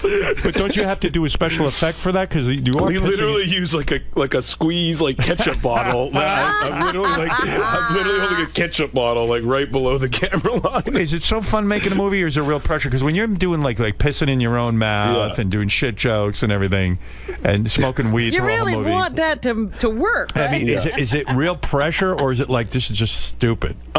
It's actually making the movie is fun, and you are just like, this is stupid, and as long as you're on schedule, then it's not bad at all. Like the stuff before you get to make the movie and the stuff after you get to make the movie, it's like making movies is sandwiched in horrendous bullshit. But the actual movie making part is fun. Is really fun and enjoyable. And it's kind of like what I assume this is like the more fun you're having, the better the show is in general. But does an executive come on set and see you pissing and shitting? And they don't come to set, literally. They don't. No, especially when you're in New Orleans. They're not going to fly. Nobody to visits down and says, "Oh, this guy's out of control. He's pissing in his own mouth." They're eating shit. They're eating their own poop.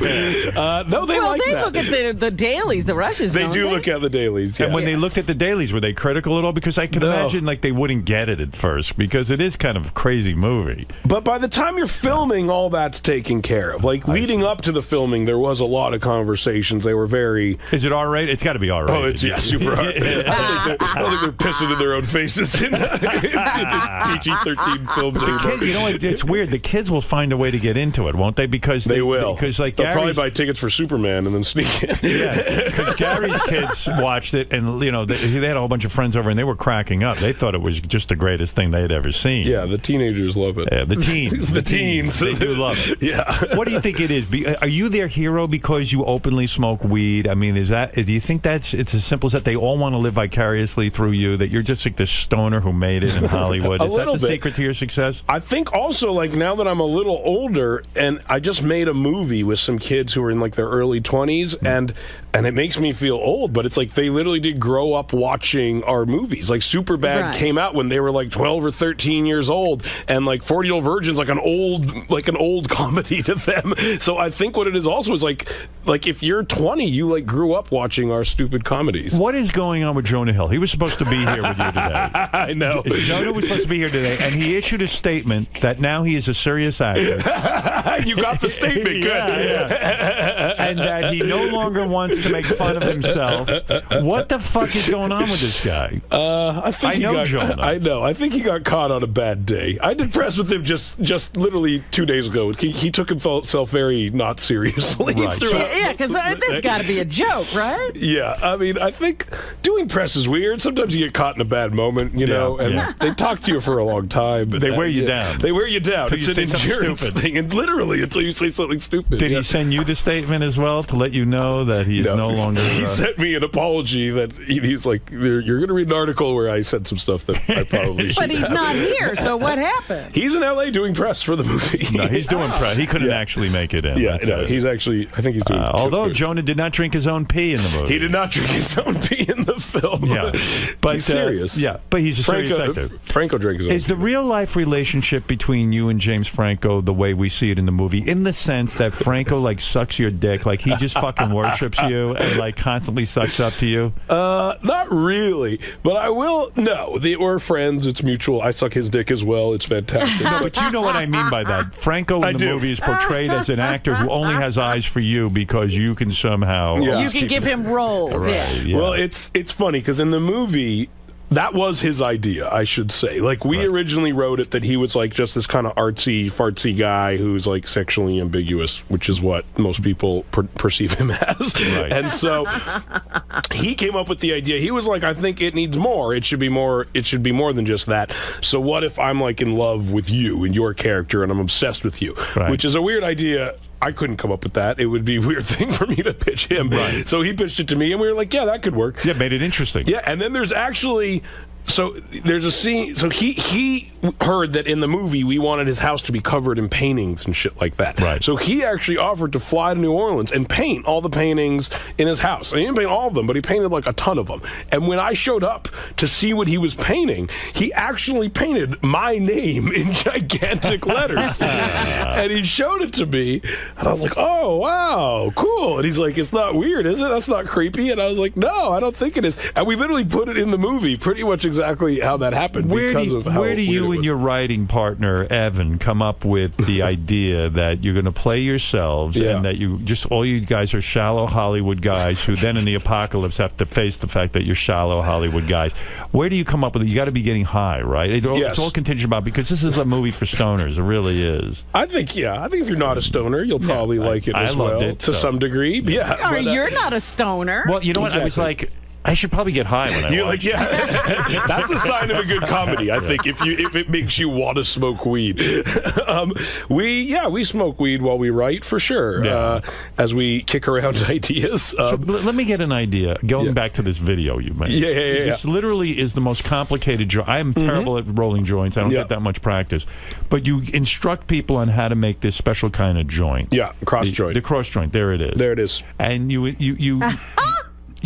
actually... I should say, I was stoned off my fucking face when I made that video. I was barely able to do it. It was 4:30 in the morning, too. Did you get high before you made the video? Yeah, we were like, we were filming all night somewhere. I wasn't acting, but yeah, it was ridiculous.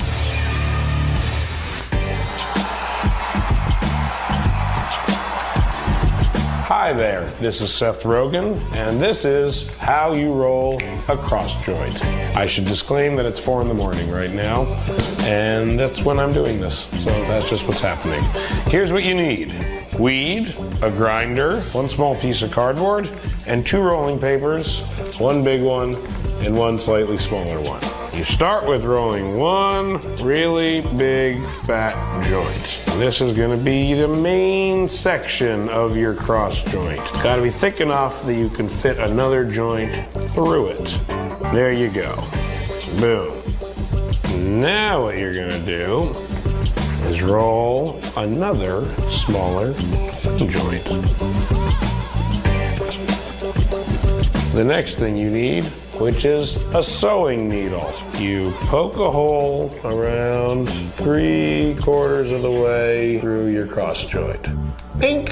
Now what you do, you just kind of work the hole. Work the hole. Now you don't have to make it all the way through, but when it's close enough, you can kind of start to shove the other joint through. And look, the end is poking out right there. You don't want to do it too fast. Now here's the part that you can't forget. You have to poke a second hole through the joint that is being crossed through, so you can suck through this joint and access the weed at the top of the main joint. Are you with me? Now, what you might want to do is take extra rolling paper or 2 and cut off just the glues and use them to kind of wrap around just to make sure it's airtight.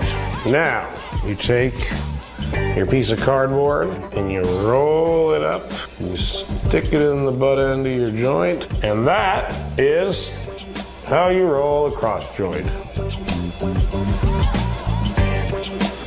It worked. Cross joints, I did it. And now you can too. And when Sony says to you, please don't make this video, please stop talking so much about pot, does that make you even want to do more videos about pot and angrier with them?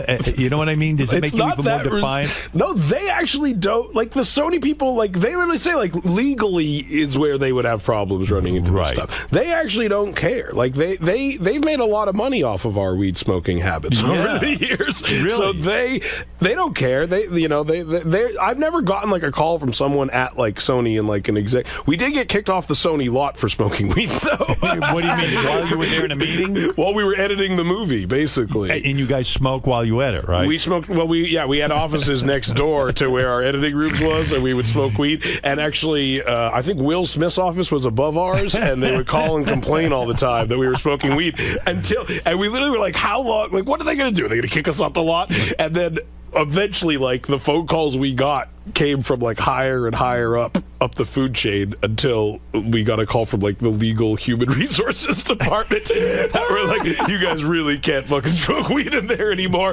And then we had to leave. We left. So they said, look, they evicted you in a sense. They essentially evicted and you went to a more weed friendly studio. It actually like correlated pretty much with the end of our editing time. So we kind of wrote it into the ground. Wow. And then we have offices. We have our own offices that we can do whatever we want. Do you suspect that Will Smith called Human Resources and said, look, I don't know if he himself did, but I suspect someone at wow. I don't know what they're called, but I suspect someone over there did. Yeah, I think someone did. That's a low blow. A little bit of a low blow. Because is there supposed to be camaraderie between Hollywood celebrities? You're not supposed to call someone. Well, Howard, if let's say it was cigarette smoke, and that's you true. smelled it, That is different. I would call and complain. Right. Yeah, is it unprofessional? When you shot the movie, were you high for the movie? Not that often. Right. Honestly, not that often. I got high during one of the scenes in my movie. You try. Honestly, it's hard to direct a movie when you're really high. All right, but when it's just a lot of people coming at you with questions, and it can be very overwhelming. So there are times where you actually have to. It was actually, I think, directing. Yeah, the movie was one of the first times in a long time where I was like, do you think you have a problem? Probably. Yeah. Have you ever analyzed why you get high so much? I mean, have you ever tried to figure it out? I mean, there's got to be something that you need to sort of relax about, or that's troubling you. I think my job is like, for someone who inherently doesn't want to do much. Like, I have a pretty stressful job. I deal with large amounts of money that I'm in charge of, and there's a lot of public pressure to perform well, and there's a lot of humiliation that is on the line. That's probably why. Talk about the humiliation, if you will. Yeah. So I'd love to. In other words, here you are, a young guy. This is the first movie you directed, right? Yeah. Yeah. And big budget. I mean, it looked like you had a lot of money put into it. $31 million. That's not cheap. Bad. That's not bad. So the pressure or the humiliation, as you put it, is, hey, if the movie doesn't do well, all your friends know it, and everyone in Hollywood knows it. Your wife knows it. Everyone knows it. I feel like on this movie, I've already avoided like real humiliation because it turned out well. Right. It's getting very good reviews so far. Like, people seem to like it. Right. Like that. I've avoided the first part of humiliation, which is making a bad movie. Then making a failure of a movie is the second part of humiliation, which is still a very real possibility. So, and the thing is, you want to be able to keep making movies. Exactly. So if God forbid the movie made $5 million, that kind of puts a crimp in getting all this freedom from the studios. It would probably hurt a little bit. Luckily, it's what you always do in movies is you set up your next movie before your current movie comes out. Did you do that? Yes, I'm starting. Yeah, we have another movie we're making. What is the movie you're making now? Is that the Ryan Seacrest Goes to North Korea movie? It is. We'll start filming it in a few months. Explain that to me. I didn't understand. It's a Ryan Seacrest. No, it's not right. It's James Franco plays like a Ryan Seacrest type journalist, and I play his producer. Right. And we hear that Kim Jong-un is like a fan of his, through one of these like reports they release. And since everyone thinks he's kind of a joke, this guy, he wants to be like gain credibility. So we get an interview. Like, we reach out and we actually get an interview with Kim Jong-un, and they're going to fly us to North Korea. And then what happens is the CIA, like, we're going to be the first Americans like in a room with him for like decades. So the CIA comes to us and asks us to assassinate him during the interview, basically. And do you take the mission? Yeah, we take the mission. You take the mission. Was this conceived before the Dennis Rodman? It actually was, yeah. Wow. We came up with it. It's based on, like, those conversations you have about, like, Walter Cronkite and those guys who met with, like, Saddam Hussein and, like, Osama bin Laden. And we were always step like, up for your country. Just kill the motherfucker. Yeah. And so we thought, like, what if a journalist actually killed the motherfucker? And it was like a Ryan Seacrest kind of guy. Exactly. Well, then we now, what do you thought, mean by a Ryan Seacrest He's type? like an entertainment journalist. Like, he's not like a legitimate, like, newsy journalist. He's not taken seriously. No, he's someone, yes, who gets, like, you know, Terry Hatcher to cry on television. Oh, like, I see. He's like kind of like a schlocky journalist, I guess you would say. So these movies, you line them up, you get them all going. If you make enough money, you get to make more and more movies. Yes. And yet you were critical of Zach Braff for going on Kickstarter. So are you. Well, no, but wait a second. Though. Explain to me. I wasn't critical. He went on. Listen, not Here's what I'm everyone is- critical of. Okay. I'm critical if he truly went after every other form of funding for that movie. Right. And could not find it. Right. Then there's movies I wanted to make so badly that, you know, there's a point where you're like, any idea is an interesting idea as to how you could maybe get funding for the movie. Right. But I don't know if he did that. I'm going to assume he didn't, just because I'm an asshole. So, and I have to assume, honestly, that if you're Zach Braff and you've written a script that's good, you can get $2 million to make your movie, which is how much he was getting. Like, that's not like if you're remotely famous, and he is, then that's not like an unobtainable amount, especially if you made another movie that made money, which he did. Right. So I think if you've exercised every option, then that is fine. But, like, I've been a part of TV shows that people are, like, rabid about, and I almost feel like it's taking advantage of those people's, you know, emotional dependence on what you love, on what you've created, to ask them for money to give them more of it. Well, if you're going to be devil's advocate, some people would say, hey, Seth, you're so far removed from someone who can't get money for funding for a movie because you're on top of your game. No, I have a really hard time getting... Do you? Yes. How hard was it getting funding for your new movie? This is the end? This is the end. It was not that easy. We had to... Really? I mean, Sony was the only place that would actually make it, and we tried to pitch it to everyone, and we tried to get more money to make it, and we literally had to get all these actors involved, and that's, like, one of the only reasons that it got made is that you went to all the studios and you said, "Hey, I got this great movie," and you pitched it, and it's like, "Hey, man, it's the end of the world. Like we all play ourselves," and everyone passed. Yeah, except Sony.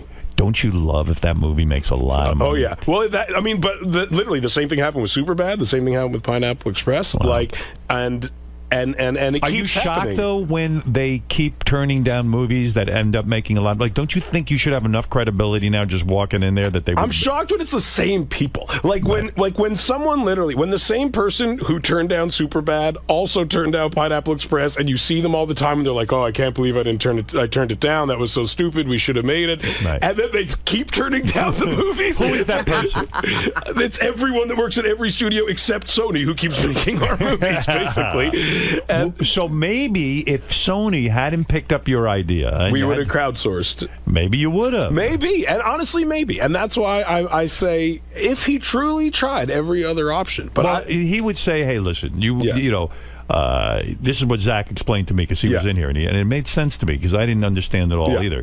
He said it's the same thing as if, let's say you gave $10 to his movie, and he also sends you, he gives you video and email updates, visits to the set or something like that for a certain amount of money, that you get tickets to actually be a sort of a part of the whole production. And some people are that fascinated by the process and fascinated as fans that it's worth the $10 or $15 to donate and be part of all of that. But the thing about movies is you don't even know if this movie's going to come out. Like, I think it has to.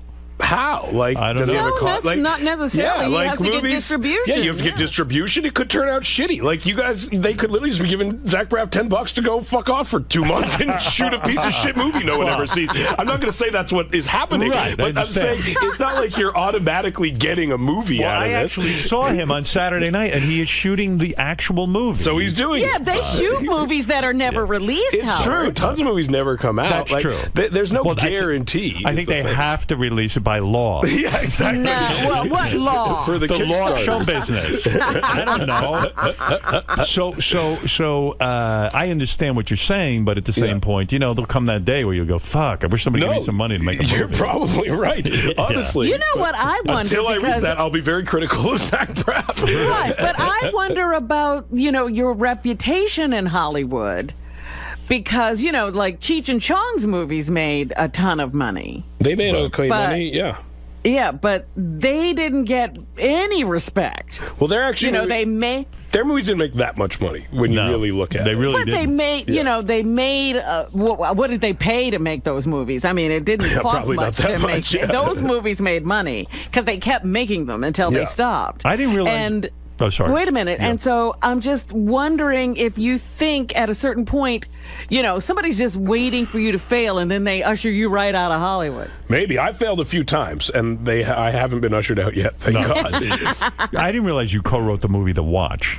I didn't either. No. We did, yes. That was like a writing job. That wasn't like something we How came many up movies have you written and been I mean, it's pretty remarkable. How old are you now? 31. You're 31, and I would say, you know, I saw this tape on the internet. I guess I'm sure you're aware of it. Yeah. Of you, I think you were about 13 years old doing stand-up comedy. Yeah. And I was blown out by how good you were at 13 doing stand-up comedy and how confident you were. Thanks. So you're a bit of a phenom in that it probably... I was. Now I'm just a guy. No. I mean, it's pretty remarkable that from the age of, I don't know, when was your first gig? Like your first real gig? I was 12 or 13. All right, doing that. And in this short amount of time, how many movies have you been responsible for? You ever count them up? No. I mean, we've executive produced or written, I don't know, maybe 8 movies or something like that. That's pretty remarkable, isn't it? Yeah, it's pretty awesome. You know, and a lot of people think like, you know, like I know J.J. Abrams and this and that, but I mean, you're right up there with these guys in terms of getting shit done, right? Yeah, I mean, we actually get movies made. I mean, a lot of people don't, so it's and very for a nice guy that we do. wasted and fucking baked every morning, I mean, it's even more remarkable, don't you think? I still don't think he should be critical of Zach. Zach's doing what he needs to do. I'm not. I'm not. I just personally think that again. I think maybe because I have a rare insight because I've been a part. Like I just know that like people who like Freaks and Geeks love it so much. You could get a movie made. That I feel like if we asked them for money, they would. The emotional response they want it so badly that they would do it. And I kind of feel like it's like taking advantage of people's emotions rather than like the business decision-making part of the brain, which I think is actually the part that should be giving the money for people to make movies, you know? Yeah. Like it's playing off an emotional thing rather than a financial thing when that part of the process is a financial thing, you know? All right. Hey, you're ruining his high. How much weed did you smoke this morning? Not very much at all. Like, what's not a lot? I had like one hit before I left the hotel room. In other words, you say, hey, I'm going to go do Stern. I'll take a hit. It's a little, I want to be relaxed for you. I want to be loose. It's unbelievable. I don't know. I wish I could smoke weed with you because we can do that. No, but I can't handle it. Yeah. I get so fucking paranoid that I don't have a good time. It's just maybe you're smoking the wrong weed, or maybe you're. I don't know. I mean, it was weed. What would be the right weed? Yeah, what's the right weed? Sometimes there's like some weed. There's there's indicas and sativas. Some weed like makes you more mellow, and some weed kind of amps you up a little bit. Like so, what type of weed would you recommend that I smoke? You need very mellow weed. A Kush, a heavy Kush, perhaps. Heavy Kush. Yeah. Maybe I need that. Maybe you need that. I mean, I love the camaraderie. I love it's a very nice environment. It's but you know, it's communal. You sit there with your friends. You and get talk, friends, joke around. Yeah, and do you do both kinds? You do Kush and this other kind that gets you pumped up? I do you sometimes. Do. It makes no difference. No, maybe I'll have different, different times for different events. Wow, that's awesome! I got to tell you. Anyway, gotta be like a chemist. What was when you were filming the movie Townies? Yeah, I like this about you. You said the movie had Zac Efron in it. Yeah. You said when this guy took off his shirt that you couldn't even believe you were the same species as you know. As this guy. It's fucking crazy. Yeah, and I mean, you're in pretty good shape now. You lost weight. I'm in okay shape. Yeah. This guy, it's like unfucking believable. You literally like question. You're like, is this what people are supposed to look like? Or is he a freak? Or is he a freak in nature? Yeah, you're like, is this bad? Like, Right. is this possibly dangerous? How good shape he's in? You know what else I like about you too? Even in your new movie, you always wear your glasses. Like you don't apparently even put on makeup for a movie. Sometimes I don't. Right? I mean, like some of the scenes you look like just like Seth Rogen. I do. You know, and it's You don't look like Seth Rogen movies, though? no, like hairy you, Jew. You wear those glasses that look like those were the first pair of glasses you ever had owned. True. You know what I mean? You don't put a lot of effort into your look, and I think that's what's so charming about you. Well, thank you. Yeah. I think if I did put a lot of effort into it, it would be weird, and you'd be able to tell. But for a while, you did. When you did Green Hornet, you tried to be a ripped. You got kind of, into good shape. It right? was an interesting, Look, I thought it's funny. Yeah, I thought I should be in good shape to play that role. Which was interesting. Yeah, I mean, you really dieted down. I did. And now I'd say you put on about probably 20 pounds since then. I Maybe think 30, maybe. Maybe 30. I don't know. It's impossible for you to be in Zac Efron kind of shape because you do smoke weed and you want to eat and you just want to have fun, right? Yeah, like he couldn't eat, which was funny. Like they put snacks. Like it's funny seeing a guy in that shape. You go, oh, I can't have that pizza. And you're like, oh, this is where it's better to be me. And this one That's fucking right. moment. There is a cost. There is a cost. He doesn't wake up in the middle of the night to shit, I'm sure. But Of course not. No, he probably not doesn't at all. shit for like a week. Exactly. And when he comes out, it's like a bird pellet. Just falls out of it. No wiping. It's just It's like rabbit pellet. Yeah, meanwhile, you're comes out. You're shitting like 6 times a Exactly. day. Yeah, I'm waking up. I'm pulling over to shit on the side of the road. Yeah, you become more Seth Rogen-ish because, and it's better. It's better for the movie. It's better for everything, I think. I think so, too. It's just who you are, you know? I can't help it. Yeah, I know. With me, too, it's like I'm never sure even when I'm done shitting. You No, know? exactly. Are you ever really done shitting? I think you're always just between wipes. Shitting is so funny, and yet shitting doesn't work in a movie, does it? No, people don't want to see shit. What were the things you'd put in the movie that you had to take out about shit? There was a scene, there was a big conversation about whether or not it's okay to eat shit. And there was, like, even that was a little much for people. Like, it's okay to drink pee, but it's not okay to eat shit. Like, you'll get sick if you eat shit, but pee for some reason is fine. And then we actually filmed me eating some shit. And in the same, it was like a chocolate bar. And it was the only time, like, our whole crew of the movie, like, told us they didn't like something that we did. Literally, we like came out of the room we were filming it in, and the whole crew was just like, "No, dudes, that wasn't good." Did you put that into the film and show it to a test audience to see? I think we showed it just to some of our friends. Just and they were just like, they "Hey, were just man, like, you guys, this is fucking you've taken it too disgusting. far." There's no one wants to see that. Yeah. I remember the first time I saw shit eating in film was Pink Flamingos. Of course, John Waters' movie. movie. Yeah, man, it was crazy. And that was nobody else supposedly has real done it, shit. huh? That was supposedly real too. That was the press release. That on was the press one. release. Is that transsexual ate dog shit? Yeah, it was crazy. And I remember going to the movie, and I was high. I remember as a kite, I was in high school, and it was a midnight showing at the Uniondale Mini Cinema, and it was like a midnight movie, and all of a sudden this woman's eating shit. Oh, and I got to tell you, man, it was too much for me. I'm a fucking lunatic. That's too much for everybody. Yeah. Divine? Was that Divine? Divine. Yeah. Divine eats dog shit. Yeah, I'm surprised you know about that movie. You know, I like movies. Are you like one of those guys that like just watches movies all day? Watch a lot of movies. Yeah. I was a movie nerd. Yeah, I guess you got But it. yeah, you consider yourself a student of movies, right? Yeah, I mean, I think I'm not like, I haven't seen, there's a lot of like old movies. I'm not like a Scorsese-ish. I'm more like, if it was made like after 1980, there's a good chance I've seen How many it. movies can you watch? Exactly, seriously. So many Oh, hours. man. I tell you, it's too much. The movie fucking is much. called This Is the End. It's this crazy movie that's really funny. Seth and James Franco, and I dig that chick from Harry Potter. Emma Watson? But she grew up hot, huh? Yes, she did. Anybody bang her on set? Is she a No. little girl? No. Is she a little... She's very midget? small. She's diminutive. But she grew up hot, huh? She did. You could tell from the first one. I think that was a pervy moment for the world when Yeah. she was introduced in the first Harry Potter, because everyone was like, oh, I bet she'll be pretty hot one day. Yeah, and then she was in that new movie. What was that movie she just did before? The Wallflower The movie. Wallflower. Oh, yeah, Perks of Being a Wallflower. And all of a sudden you go, wow, she really is kind of hot. Yeah, she's all dirty in our like she's physically dirty, which is a nice look, I think. Franco didn't bang her on the during the filming? Not that I saw. Not on set. Wow, I can't believe no one banged anybody.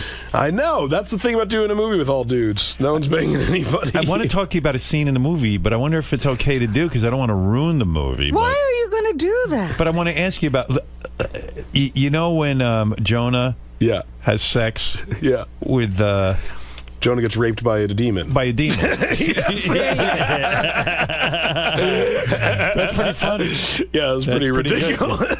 He gets anal. He actually gets fucked missionary style. That's what we thought was really funny. The demon kind of climbs on top of him as he's lying on his back. Yeah, that's kind of a Rosemary's Baby homage, I guess you would say. I think a lot of people will be high when they see this movie. I hope so. Yeah, that would be nice. That was the idea, I have a feeling. Yeah. But do you think people miss things when they're high, or can they really get it on? I hope so. Then they have to see it twice. That's right. So what is the marketing plan? Because like a lot of kids would dig this movie. So what are you really hoping they just kind of sneak into the movie and stuff? How do they get to do that? I mean, I think you can see an R-rated movie. Just get an older friend to take you if you have a parent. Right. Parents Howard, take your kids. Not, I think it's not that hard. What parent is going to take you to You can buy your tickets online now. Yeah. Buy your tickets online. Right. If you're 13, buy your ticket online. Go to our They movies. know how they to won't do check it. your ID. What are they going to check your ID? They want money. I used to get carded all the time. At movie theaters? At movie theaters? Because the only way to see porn when I was a kid was in a theater. Was in a theater. Wow. And I had Did you jerk off in the theater? No, you'd go home and jerk off. Wow. I'm not an animal. So Wait a minute. You would sit there the whole movie watching these people get it on, and then you'd have to storing wait it up to in your go head. Yeah, you'd store it up in your head and like go a home. Squirrel. Yeah. You fill your cheeks with it and run home. But I rarely got to see a movie until Stag Films came out because I would go and I had a fake birth certificate, but my friends all had the same fake birth certificate. There's no picture on that. Right? No, but they said, "Let me see your driver's license." I go, "Well, I have a birth certificate." And I'd open it up, and they go, "Well, the three guys ahead of you just have the same one." And I would sit in the corner in Baldwin, Long Island, and wait for my friends to come out, and they'd tell me about the movie. And then you'd have to jerk off to the images of them telling you about the movie. Dude, jerking off was impossible when I was young. That's like today's version of I had to walk 3 miles in the snow uphill. I had to jerk off to a dude telling me what a porn was like. I had the same nudist magazine for 3 fucking years. Oh, no. That I found on a street corner next to some used rubbers. I found a porn. My first porn I found on a street corner in Chinatown. It's so gross. It's disgusting. Yeah. Some other guy jacked off to that. Oh, it's the worst. Anyway, listen. It's the worst. So everything's cool. You're still married. Yeah. No prenup for this boy. No prenup for this one. Yeah, he's crazy. He crazy. Yeah, you got some back end deal on this one, huh? Exactly. This movie makes some money though. You're gonna make a ton. That would be nice. That's Who are you never coming up happened against? before. Who do you got? When does it open? This weekend? Only Man of Steel. We won't beat it, but we don't have to. You can make a good Why amount of money. Why are they putting out your movie on the same weekend as Man of Steel? We come out a few days before them. But traditionally, 2 movies can make a lot of money in one weekend. Like, Pineapple Express was never number one. Like, we came out, right after Dark Knight, the second Batman movie. Right. Uh-huh. And you make a lot of money even if you don't come in number one necessarily. In other words, not everyone's going to go see Man of Steel. Or if they do. Or maybe they'll see that and then see our movie also. Yeah, because they're similar. They're the same genre. And I don't think there's been a good R-rated comedy in a there hasn't. I think while. you got to. I didn't see the third got an Hangover, audience but waiting. People need a good R-rated comedy. I believe so. I'm so sick of safe comedies. Yes. And this is not a safe comedy. No. You did. I think you might be an X. Exactly. Did you almost get an X rating? No. What's fucking They took crazy? out the shit. What's crazy? There's a scene where Jonah gets raped by a demon, a monster, and the devil himself. In the scene, you see his dick, and honestly, you see the monster's dick. You see the monster's dick, right? And so, Monster dick? Yeah, by the way, you're doing a great job selling the movie because Thank anyone you. listening to this conversation was thinking you're fucking out of your mind. Exactly. Right. Yeah, so you do see the monster's dick. That's true, and he's very briefly. He's huge. It's gigantic. Yeah. And, well, if you're the devil, wouldn't you make yourself huge? That was the debate. How big is the devil's dick? Right. You want to give the devil a big dick. Right. He's formidable. And so we were worried that the MPAA would have problems with seeing this giant, dick America, essentially. Right. So we, we're movie fans, and you hear about how other movies pull this shit off. And we remember reading, like, for Team America, those guys, like, made it a lot dirtier for their sex scenes, so then they could scale it back a little bit. Yeah. So we added, like, in our original version, you kind of couldn't see the dick that well. It was kind of in silhouette, if you will, like in shadow. Yeah. And then we were like, oh, well, we should probably add some, like, texture and veins to it. Maybe you can see, like, the head a little bit, so that way when they see it, we'll scale it back. And then we showed them that version, and they approved it. Those maniacs. They are fucking crazy. Yeah, they are getting looser, I guess. They're getting looser with their dicks. Yeah. It's probably monster dick is okay. That It's was like what if we it was argued. Jonah's It's not a dick. human dick, technically. Monster dick. It's a monster dick. Right. It's an animal dick. It's an animal's dick. Yeah. What about Troy? Go ahead and say hello to Seth Rogen. Hey, how you doing? Hey, now. Nice to talk to you. I've never talked to you before. I've called a million times. Seth, how you doing, buddy? I'm good. How are you, Troy? I'm great. This is wonderful. I can't believe I get to talk to you guys. Nice. I called earlier because Wendy was talking about the N-word on the radio. Yes. And then I didn't know Seth was going to be on today. Well, I have some thoughts, so don't worry. Yeah. Why don't you have more of the N-word? You want to speak to that? I don't think you should kickstart for the N-word. Right. But I wanted to ask you what you think about what she said about the N-word and being a comedian and how you use that on stage. Is it all right for a white guy to use the N-word on stage? Basically. Is it If it's all right funny. If it's funny, it's okay. I think if it's funny, almost anything's okay. Have you But ever why tried? is it such taboo? If you look it up in the dictionary, there's a paragraph for it. If you look up kike in the dictionary, it says... Whoa! Easy. Easy. Have you ever tried using the N-word on stage? No. I haven't thought of the joke. When is the last time you did stand-up? Not for a while. When we were making funny people, like maybe 5 years ago. Do you miss it at all? Sometimes, every once in a while, I'll like work with the stand-up, and they talk about going up, and yeah, it does seem. It seems like that's something you could have been really great at had you really stuck with it. Have I stuck with it? Which, yeah, it's true. Which is a little. Every once in a while, I think, should I go back and try it more? But not at this point, because now you're doing movies. I and look stuff. like an asshole if I try it. But didn't like Ricky Gervais start stand-up when he was like in his late 30s? Your problem is that most stand-ups want to get into film, so you're already in film. So. That's actually why I stopped doing stand-up. When I moved to LA, I was on a TV show, and the whole like environment for stand-up was like geared toward getting a TV show, and I was already on a TV show, and so I just stopped doing it. Jeff the Drunk, go ahead. Morning, Seth. Good morning, sir. How old were you when you started smoking? Yeah, by the way, you're going to sound like this in about 10 years. I will one day. You're going to be living in a trailer. This guy used to make movies, too. Yeah, this guy was an A-list director. It's Cheech. Have you ever met Cheech and Chong, by the way? I met Chong once. Yeah. Yeah. Good dude. Nice guy. Yeah, right. Nice enough dude. She's like, hey, man, if it wasn't for me, you'd be shit, man. Yeah, man, I started it, man. You should put it in one of your Was it like that? We invented weed, man. Yeah. How old were you? Have you ever listened to Big Bamboo, the whatever? What was that Cheech and Chong album I was on called? the first one with Acapulco Gold on it, and Dave's Not Here. Yeah, and all you like that all shit. that? Yeah, some of that shit's actually pretty funny. Yeah. It holds up pretty well, some of it. Back in the day, it was real funny. Yeah, back in the day, it was really How funny. old were you when you started smoking weed? Jeff wants to know. I just got into high school, so I was probably 13, I think. Yeah, he makes you look like a fucking piker, Jeff. You, buddy. All right. Me too, buddy. You too, good. Yeah. 13. And how old are you now, 26? Or? I'm 47. But in all fairness, he looks like 67. Oh, good. All right, thank He's you. had absolutely no success. He's managed to Yeah, there he make is. nothing of his life. There's a picture of Jeff. Oh, of course, yes. Put him in your movie. He looks nice. Yeah. Thank So- you, Seth. Now, do you openly smoke weed when you're with your parents, or do you still hide it from them? I can't really smoke weed in front of my parents. No, that's It's one funny. taboo still. Yeah, I can smoke weed like kind of around them in like a peripheral sense, but I can't just like light a joint. in That's front why of you them. haven't seen them in 9 years. Exactly. You had like sort of a horrible experience that, like when you were 17, you went in a car trip with your mom to Israel for like months in a car. It wasn't that. I was there. We were there like 3 weeks together in a car or something like that. Was it torture?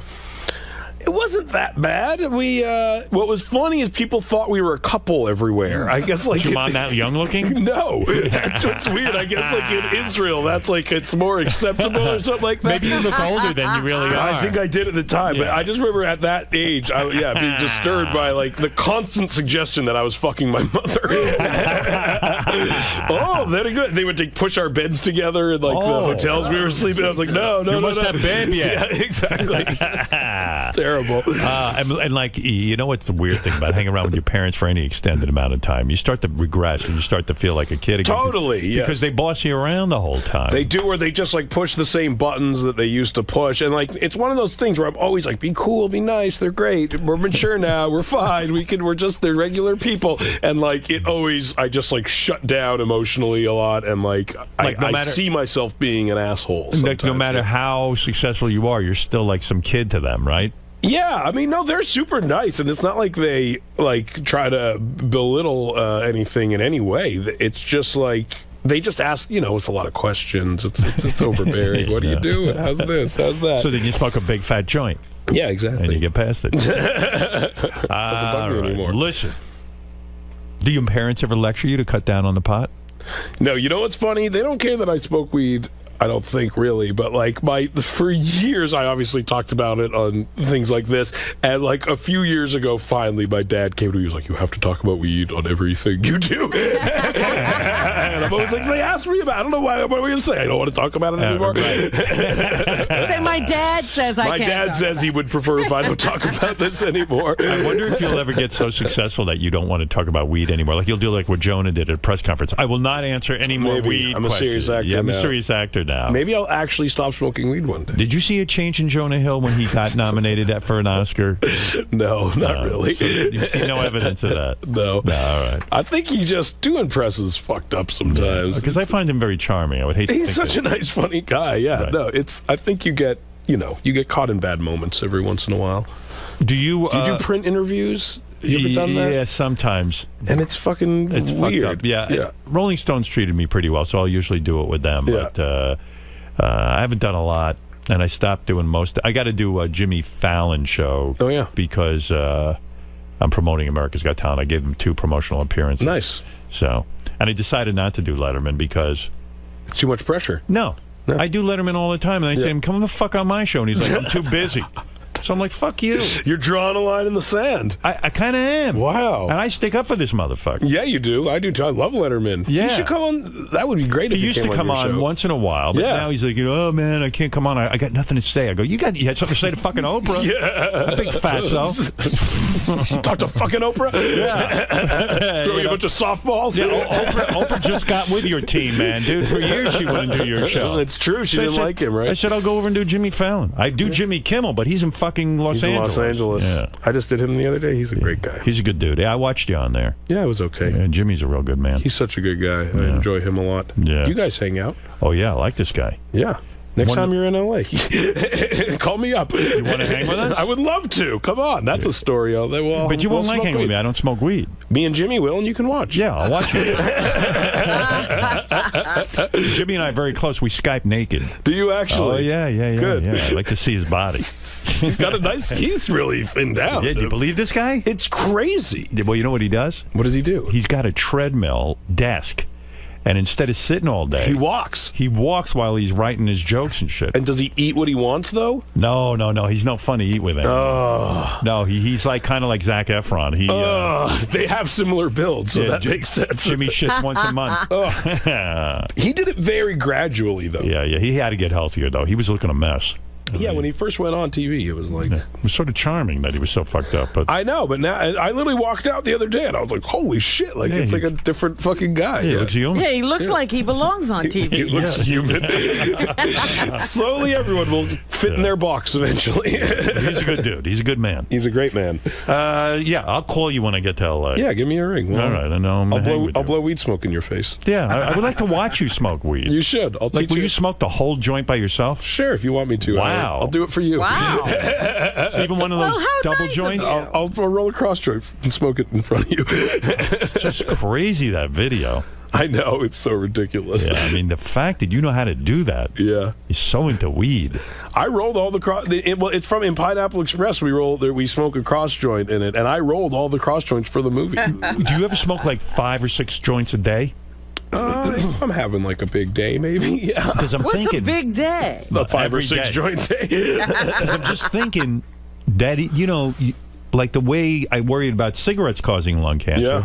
I got to figure pot. Why don't you just eat brownies? Must do something. Brownies fuck you up. Are you a so vaporizer? much. I use a vaporizer sometimes. Brownies fuck you up worse than. Oh yeah, edibles are like uncharted. You never know with an edible. It's the problem. Why? Like, Cause it's What like you're because you're like reducing it down to like an oil basically, and then you're cooking with it. So like you don't know how much you've reduced it or how strong it is. And like I've had some fucking bad experiences on edibles. Nightmares because it's too strong. It's too strong and you can't do it. What's the bad experience? You start to hallucinate a little bit? You just like get too high. I had a weed lollipop at the Golden Globes a few years ago. I had to leave. Oh my! What is a weed lollipop? It's like exactly what it sounds like. It's like a lollipop with weed oil in it. Like a Tootsie Roll with yeah, exactly. With weed? And well, I remember when I used to get high a lot. Yeah. I mean, there were years that I did. We would get hash oil. Yeah. And hash oil was like you would hallucinate. Yeah, on it's it. really strong. You ever had that? Yeah, and they make food out of hash oil sometimes also. Like, And so when you had this lollipop, you probably should just had a few licks. I had the whole thing, and it was crazy. Yeah, it was too much. I left. I had to leave. I had to leave. You go home. I went home. It makes you go home. Right. When you're in New Orleans shooting a movie, yeah. How do you find a trustworthy source for weed? It's pretty easy. Oh, it is. On a movie set, yeah, It is, especially. Yeah. And you know people there. And I guess when you're the director, they have to get you whatever you want. Exactly. Hey, give me some weed. That would be great. Yeah. And you don't do that, do you? No. Well, anyway, I've got a million questions, but I can see we're going late. All right, We Seth can go. Rogen. I don't have anywhere to be till 10. I won't hold you up. I mean, I'm ridiculous. Where are you going at 10? BET or Peter Travers or something. BET? Yeah. Black Entertainment Black Television? Entertainment Television, man. Black people are going to love this film. I think they will, Yeah. right? This is for the black man. I think the black man will enjoy this. That's right. what we made it for. When you go to BET, don't say the N-word. I know. That's what I have to keep. See, now that's going to be in your head. Why did you say that? That would be the one situation where it was funny to use it. One thing you can't say. Don't say it. Right. Now I'm going to say it. I do this thing. I found I do this thing whenever I'm around a musician. Right. And it's literally one of the most humiliating personal habits I have, and I have many disgusting, humiliating personal habits. When I'm around a musician, I'll find myself subconsciously, I'll start to hum or sing their own songs around them. Literally, like, in a way that I don't even, like if Lars Ulrich was there, I'll just, like, find myself being like, oh, for never, never, like, and I have to, like, and it's something because, like, I'm thinking, like, oh, Metallica, and then, like, literally just, like, a Metallica song will pop in my head, and I'll start doing it. And I found myself, like, I'll find myself fucking doing it. So when you were, like, around Rihanna making the movie, were you it's like, true. diamonds in the sky? Yeah, literally. Like, you have to, umbrella, Ella. Like, it just fucking happens. And it happens all the time. So what are you saying if you go to BET? I might say the N-word. It's all sort of like a Tourette. Man, there's a lot of black people around. Don't say the N-word. Don't say it. Don't say it. Just get it over with right away and say, good morning, N-word. Good morning, N-word. Hey, Well, we'll read about it tomorrow. Exactly. That's right. You'll just end your career. That would go badly for me, right? That Well, would be Seth okay. Rogen is on a roll, man. Look at this guy. He's a workaholic. How is the movie tracking, by the way? Do you follow this kind of stuff? Like Yeah. the people's awareness level of the movie. It's okay. It's okay. It's not. I think tracking Superman eats up a lot of the tracking. Yeah, right. It's hard to. Oh, fuck Superman. Fuck Superman. You know what? I've been watching the trailer to Fuck Superman. that guy. And I'm going to tell you something about fucking Superman. Fuck him. And there's no bigger Superman fan than me. I don't know if you were a comic book guy, right? Huge. They keep telling the same fucking General Zod story. I know.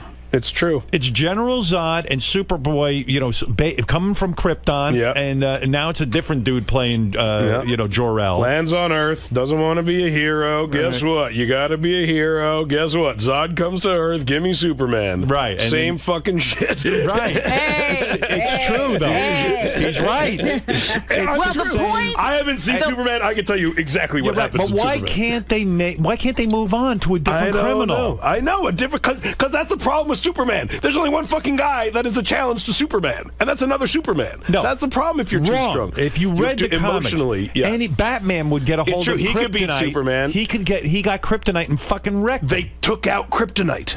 Yeah. What the fuck? Right. Now you can't beat him. Right. How do you beat Superman with no kryptonite? But even still, there's a movie remember the old comic books where Lois Lane had romance with Superman? Exactly. You could do a romantic movie. It's true. Imagine some chick fucking Superman. His sperm would kill her. You mean to tell me General Zod is the only thing they can concentrate on in Superman? Fuck Superman movies. Totally agree, man. You know? Well, Chris Nolan, he did a good job of redoing Batman. No. I'm willing to give it a chance. But it's got to be move on with the story. There's a million on. Superman comics. Get Superman raped by a demon with a big cock. Look, I'm willing to go back. Right. I'm willing to go back to the TV show where Superman just beat up regular people. Right. Exactly. Remember when Superman beat up that guy in Alaska? He did. In the pinball machine. He throws him through a pinball machine. That was so great. But, and then Superman's so petty in that movie. I'm talking about the original Superman series. Oh, no. I didn't remember that. Original Superman series is this guy, Sylvester J. Superman, who comes from the Hick. He's a Hick, and he comes from a Hick town, and he's the real Superman. And the two of them just go up to Alaska to serve a guy a pie. Like, Superman had everyday shit back then. He just had a life. Yeah, he had a life. But no, General Zod always has to be Zod. And we have to see the farmer father who molded him into a good dude. Exactly. I mean, yeah, will I go see the movie? Sure. Fuck yeah. Buy a ticket for our movie, though. I will. Don't worry about it. That should be our campaign. Yeah. If you're going to see he's not Superman, going buy to tickets go. for Disney. He's not going to go anywhere. No, they'll give you it on an iPad. And the Superman movies now, he never uses his super breath. He never uses his X-ray vision. He never uses does his he even vision. have that shit? Does he have heat They act vision? like he doesn't have anything. I don't see. He just flies and he's strong. It's bullshit. They took his underwear away. Phantom Zone, everything. It's all fucking bullshit. Oh, it is. Everything's bullshit. Everything's bullshit, Howard. You've learned. It is. That's right. It's all Been bullshit. saying that for years. And it's true, though. Wouldn't it be great if Superman got throat cancer from eating Lois Lane's pussy? That would be a new. That's HPV is his kryptonite. He gets some kryptonite in his throat, and then he gets HPV down there. And it wouldn't be human papilloma. It would be Krypton papilloma. Krypton virus. All right, listen. But poor Superman couldn't even be helped. Kryptonian papilloma virus. Listen, by my calculation, you've only had one hit off a joint. You need to go out and get high right now. Get the fuck out of here. Before BET. Exactly. Yeah. Will you get high before BET? I don't know. Or we'll do see. you need to be on your game? Exactly. Yeah. Some of those questions are tough. They throw some curveballs, especially for a white guy. Exactly. You know what I mean? See Seth Rogen's movie, This Is the End. Really funny. Thank you so much. I had a great time watching it, even though I had to watch it on a little tiny iPad device. That's how we Sony, meant it to be viewed. Yes. Sony sent it over like they were really afraid of me ripping it off. I know. You're notorious. I am. Wasn't yours? Did you my release copy Wolverine? Is that what it was? My copy. Some guy at the studio copied my copy and somehow got it. Was it Wolverine? Is that what it was? I don't know what it was. It was some movie, though, right? I am so cautious with these movies. That's the irony of it. I'm probably the only one that gives a shit. You probably are the only because you got. And meanwhile, the little secure iPad they sent over for me, or whatever it is, on the back it said Charlie Rose. So obviously, and then I was like, Charlie Rose has been old. Why is he watching Seth Rogen's movie? He's not going to get it. He certainly won't. No, no. He won't operate that. Super 8 was the movie I got. Oh, is that what it was? Bootlegging, yeah. Great seeing you, Seth. Thanks for having me, Howard. And we'll be back right after these words. Seth, yes. You mentioned throughout the interview all the press you have to do for this. Yes. What makes this such a better stop in comparison? Oh, it's nice to just talk and say dirty shit. Howard asks funny questions. He's a nice guy, and I don't have to avoid saying the N-word. There's a legit connection between the two of you guys. Just within 5 minutes, just talking about pussy cancer. Yes, exactly. I don't think that phrase has anyone ever said that phrase before. No. Yeah, it's nice. Have you ever thought about We're just teaming up with sick Howard? Jews. Exactly. I would love to team up with Howard. Honestly, I constantly am thinking, what can we do with him? And now I'm going to come up with something. He seems like he would do something. I always think he's just being nice. But now I think maybe he would do something. Especially with the pussy cancer. Especially if the Pussy Cancer the movie. PCTM. Coming this fall. Exactly. All right, man. We know who to cast in it. This kid is a great up-and-comer. I think you're going to enjoy him a lot. Will you please welcome to the stage Mr. Seth Rogen.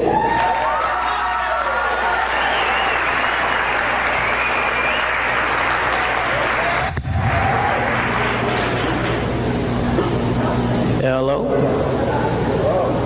I'm Seth Rogen, and I'm a former Playgirl centerfold model.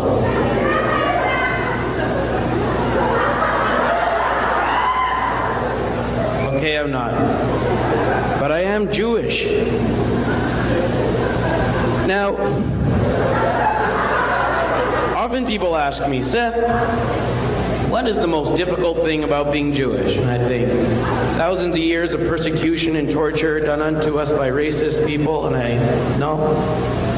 I'd have to say the most difficult thing about being Jewish would be the grandparents. Now, I'll give it to you. All grandparents are difficult, but Jewish grandparents are special.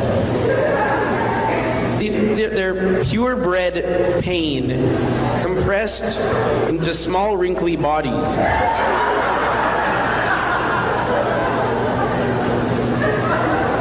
Take my grandparents, for example. Now, most grandparents argue, mine argue too, but my grandparents are deaf. So they don't have any idea what the other person's arguing about. They'll be sitting there, my grandmother will be, Kelly, pass me the pillow. Grandmother, what? I'm an armadillo? Why are you calling me this animal? I'm not wearing flannel.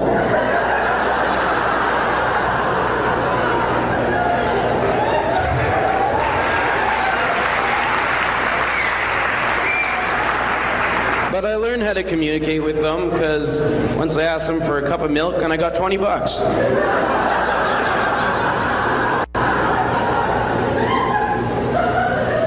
So, just had summer. Now, this summer I had the honor of going to summer camp.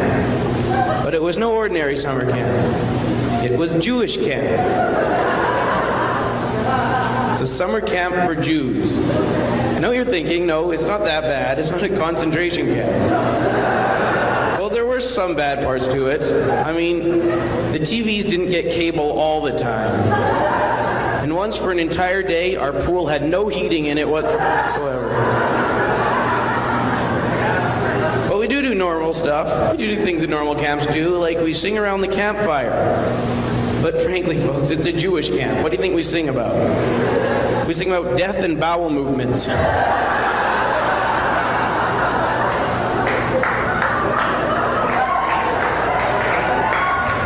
There's one song we sing about the Titanic sinking. It goes, husbands and wives, little children lost their lives. It was sad when the great ship went down. Yee-haw! Now, do we need that yee-haw? To me, that's kind of like cheering for a priest after a eulogy. And like I said, the songs that aren't about death are just disgusting. There's one song we sing goes, there were five constipated men in the Bible. And the first constipated man was Cain. He wasn't Abel.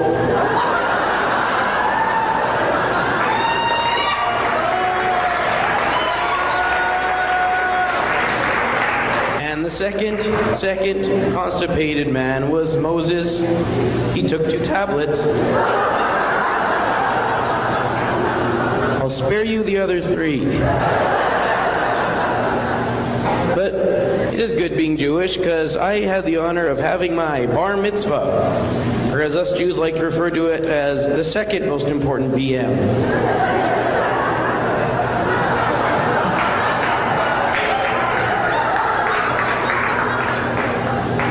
Now, my bar mitzvah, I noticed something about old Jewish women. Now, as old women get older, hair on their head gets thinner gradually. But most women will thin discreetly, not Jewish women. They take what little hair they have left on their head and they just puff it out. So they get these gigantic old woman afros. But it's real thin, right? So when the light hits it at a certain angle, you just see right through it. And you kind of can picture what these women look like, stark bald. And it's not a pretty sight. Try to picture Gandhi in a blue floral dress.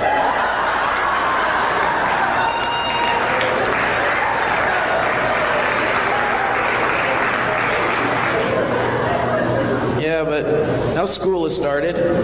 Love school.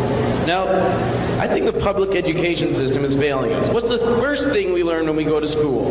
The alphabet. Always learn the alphabet. Yet how come all of us have learned the alphabet so many years ago, we still have to do this? We're looking up a name in the phone book. Let's call it Smith. A, B, C, D, E, F, G, H, I, J, K, L, M, N, O, P, Q, R, S. A, B, C, E, F, G, H, I, J, K, L, M.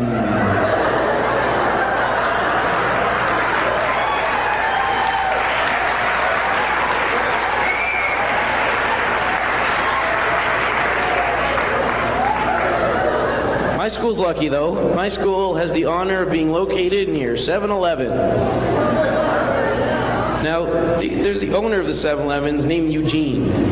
The owner of 7-Eleven they're a shaky bunch. He doesn't like us particularly very much. We don't like him particularly very much. So, we went to 7-Eleven last week, or yesterday. You don't really care when.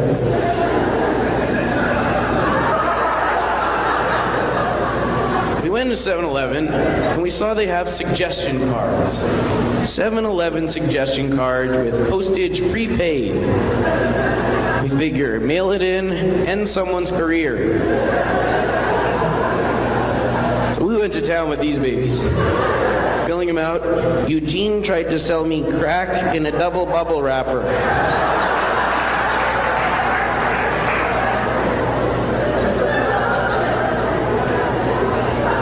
I take one class in school, I take PE. I take more than one class. One, for example, is PE, which is physical education, the class where you're supposed to be physically educated. That's not what you learn in this class. What you do learn is that after a hard day of school, you can make any sport out there full contact. Take badminton, for example.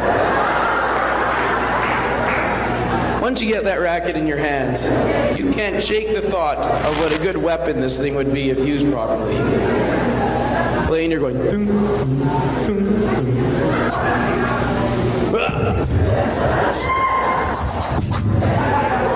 One love.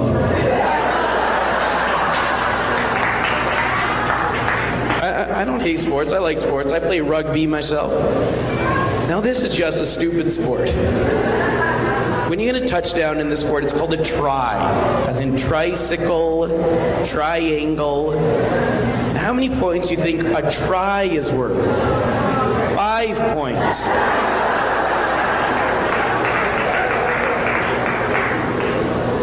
Yeah, so winter's coming up. I like to go to Whistler, winter. Been to Whistler? And they have Whistler Village. Now, would you go so far as to call this place a village? Now, like, what is this village gonna have? Ye old Gucci? I mean, most villages will have a village bum. What do they have? The Whistler Village guy without a Range Rover.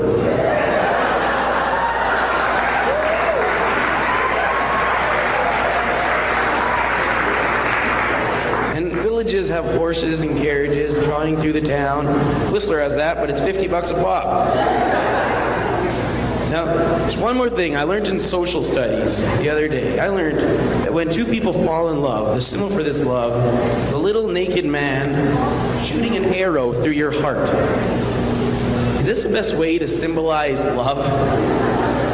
I can picture myself now in 20 years, whenever, proposing to my future wife, darling, I love you, and I want you to marry.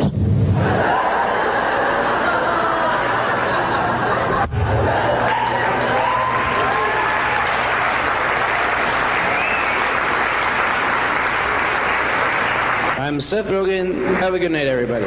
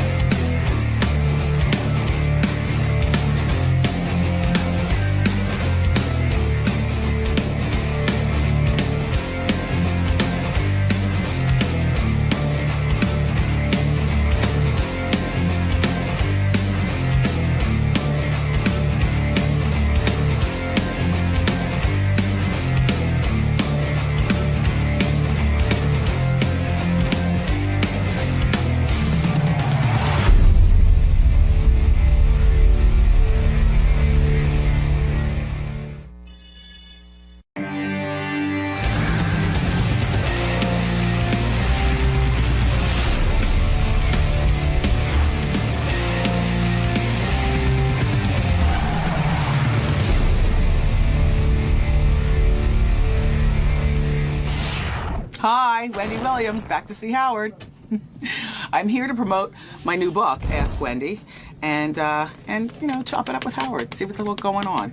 There's no nerves anymore, I don't think, when it comes to you and Howard, because you've done the show a few times now. Yeah, this is my third time. You're in the comfort zone. Oh, yes, yeah. But still expecting the unexpected? Yeah. So you'll do all right today? I think so. All right. We'll see you in the studio, Wendy. Mm-hmm. Wendy Williams is here. She has a talk show and a new book out. And Wendy's talk show is doing really well. It's up 43%, which is How pretty... come you haven't ever done the show? I don't know. I'm probably too big for that show. Oh. Right. Hey, you look good, honey. Look at you. Did you lose a little weight? A lot of weight. Yeah. She's been slimming down. That walk you put on, is that an affect? I mean, you kind of shimmy into a room. I like to shimmy.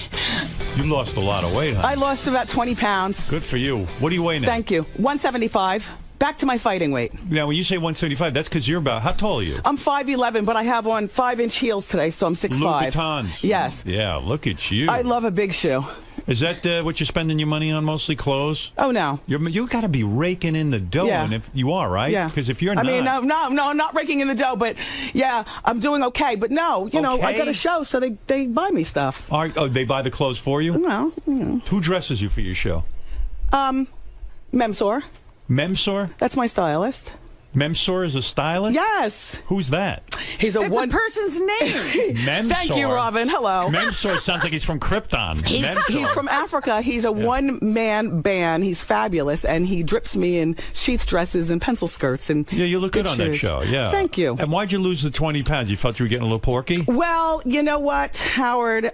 This summer I turned 49. Right. Last summer I said, okay, I'm about to be 48. I hear 50 practically kills people in terms of how they feel about themselves sometimes. Right. I said, it's not going to be me. I've never felt bad at a birthday, 25, 30, 35. You don't have any wrinkles. I'll give you that. Thank you. Are you Botoxing at all? No, You're no. not doing anything? Everything is out.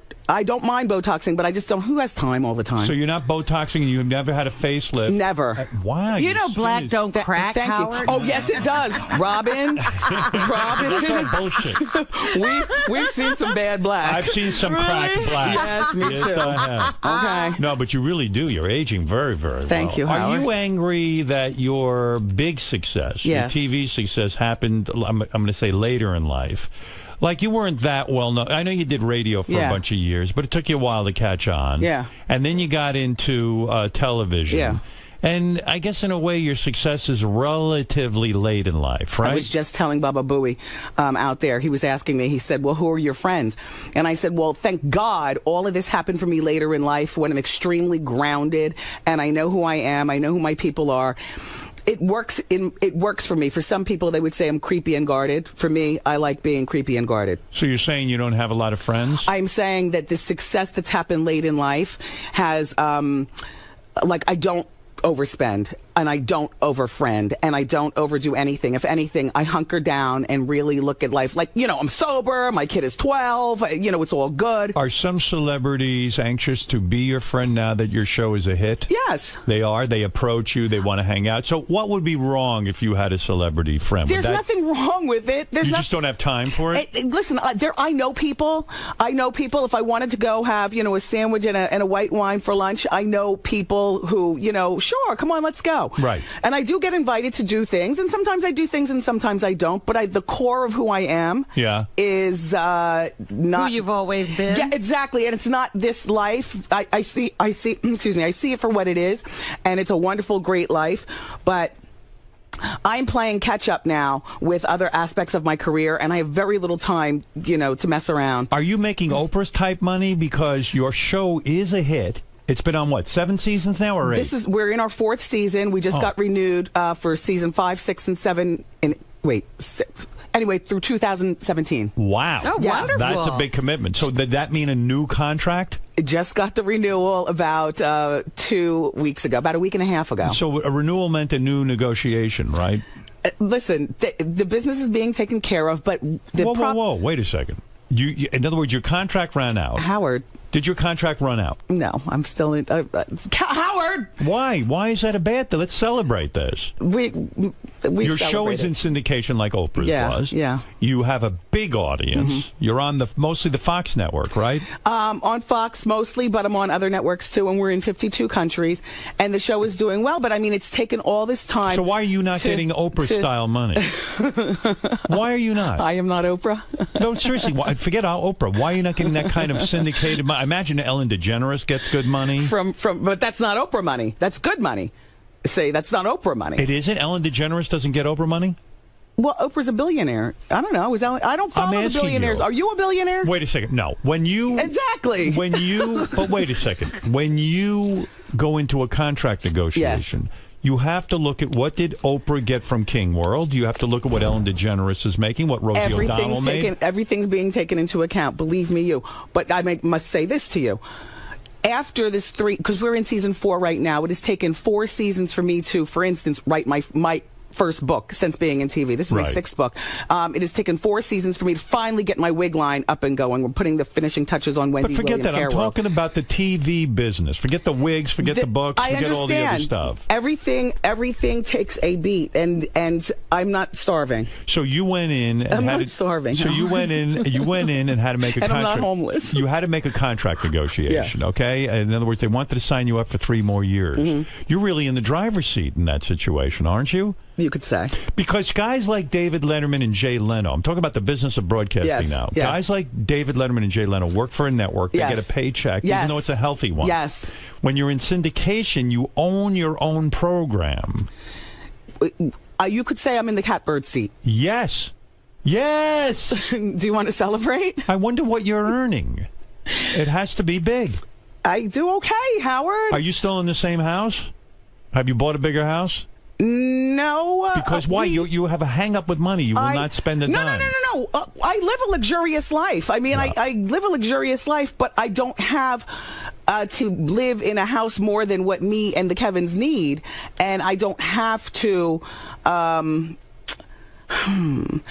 years of Negroidian expenditures are virtually over. What kind of expenditures? What is that? Negroidian? What is that? You know how sometimes me and my people, me and my people tend to do things when we start making it. You talk about cars and bling. Cars and bling and things like that. I mean, we always had nice cars, and I haven't bought any new diamonds, I don't think, since I had this TV show. But in other words, you're frugal, you watch your money. Yes, Howard. That's smart, of course. Yeah, that's what I'm trying to understand.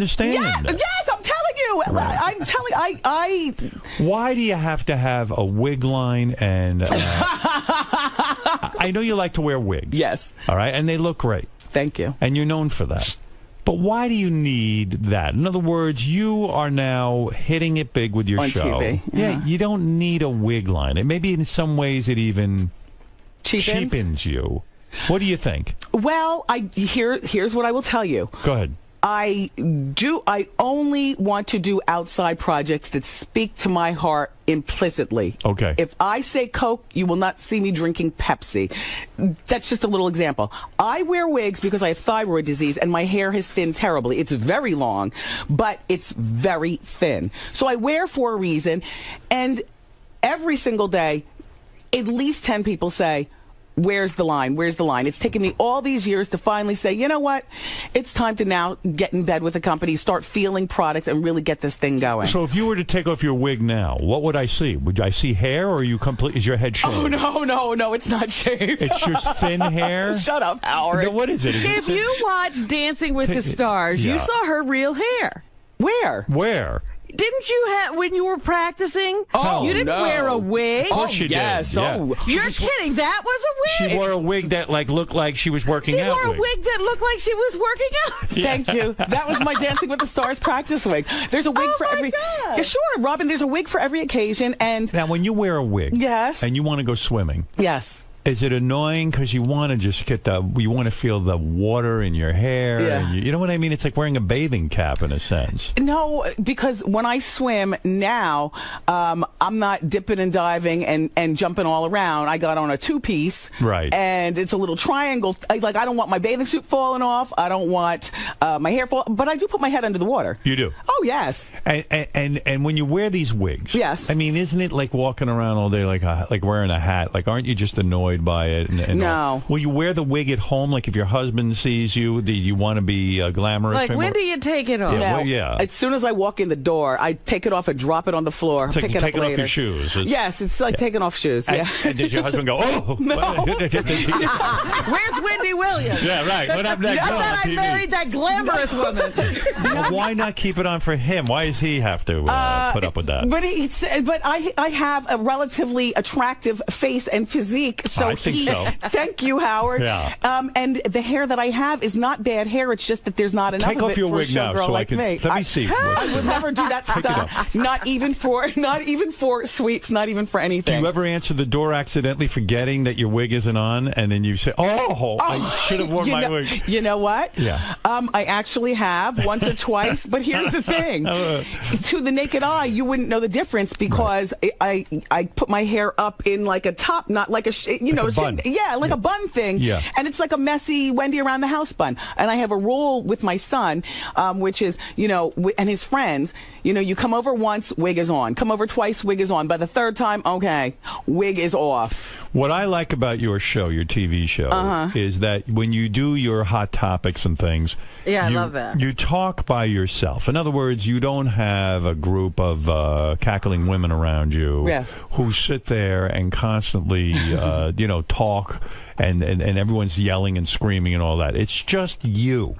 It's just you. I think that's your advantage right there. Thank you. You know what I mean? You don't need, because you're a radio person, I feel, you don't need all Well, of... you get it. You know our radio training has got us, not all of us. All of us don't make it on TV. Right. But my training, my experience in radio has definitely given me, I think personally, an advantage. Hot Topics used to only be 8 or 10 minutes. When we moved, this is season 4 right now, we moved the studio, more bells and whistles, and they said, what different about the show? So now we're going a full 20 minutes of Hot Topics before we even go into the first commercial, which I love. When you sit and talk and you do your monologue, it's very good. It's like, I like to hear just what your thoughts are on whatever's going on. Yeah. Well, that's the thing. I'll sometimes, when something's going on, I'll say, I wonder what Wendy's saying about this. Why did you and I'll tune in. Why did you say Beyonce, you were critical of Beyonce? You said she speaks like she's in 5th grade. Oh, well... What was that all about? I think that would be a 6th grade education, and I have closed captioning on one of the TVs in our kitchen. Right. So what was that all about? I've never heard her speak. Does she speak poorly? She needs... she grammar? Could stand an elocution lesson or 10. Is it she the needs grammar? some finishing. Yes, a little polishing. Yes, I mean for such a beautiful woman and such a talented woman, and to be at the forefront of music everywhere, pop, R&B, whatever. It would be nice if she was able to speak eloquently. Listen, you don't have to speak the King's English. Right. None of us do. None of us do. But you're saying she's a complete fucking mess. Howard? Oh, is that what you're saying? Howard? I mean, you're being critical. She was being more eloquent than that. But you're not afraid to be critical of people. Otherwise, you wouldn't have a show. You're like kind of in my boat that you have to speak your mind and say some things that people might not want to hear, but they're thinking. It's not that you have to. I was born this way. I don't know about you. I think that you and I have a lot in common. Yes. A lot in common, more than maybe even I was born this way, Howard. The same thing that used to give me dents in my shins from my parents kicking me under the table is now the very same thing that is that you're being celebrated. Rewarded for. Exactly. Yeah. You said that Jessica Biel, who just married Justin Timberlake, you said the marriage will not last because she's boring. Now, That's pretty harsh, right? I mean, she's probably excited. She probably watches your show. She's a big fan, I bet. And then all of a sudden you blast her and say, your marriage won't last because you're boring. Do you sincerely believe that, or are you just going for ratings when you say that?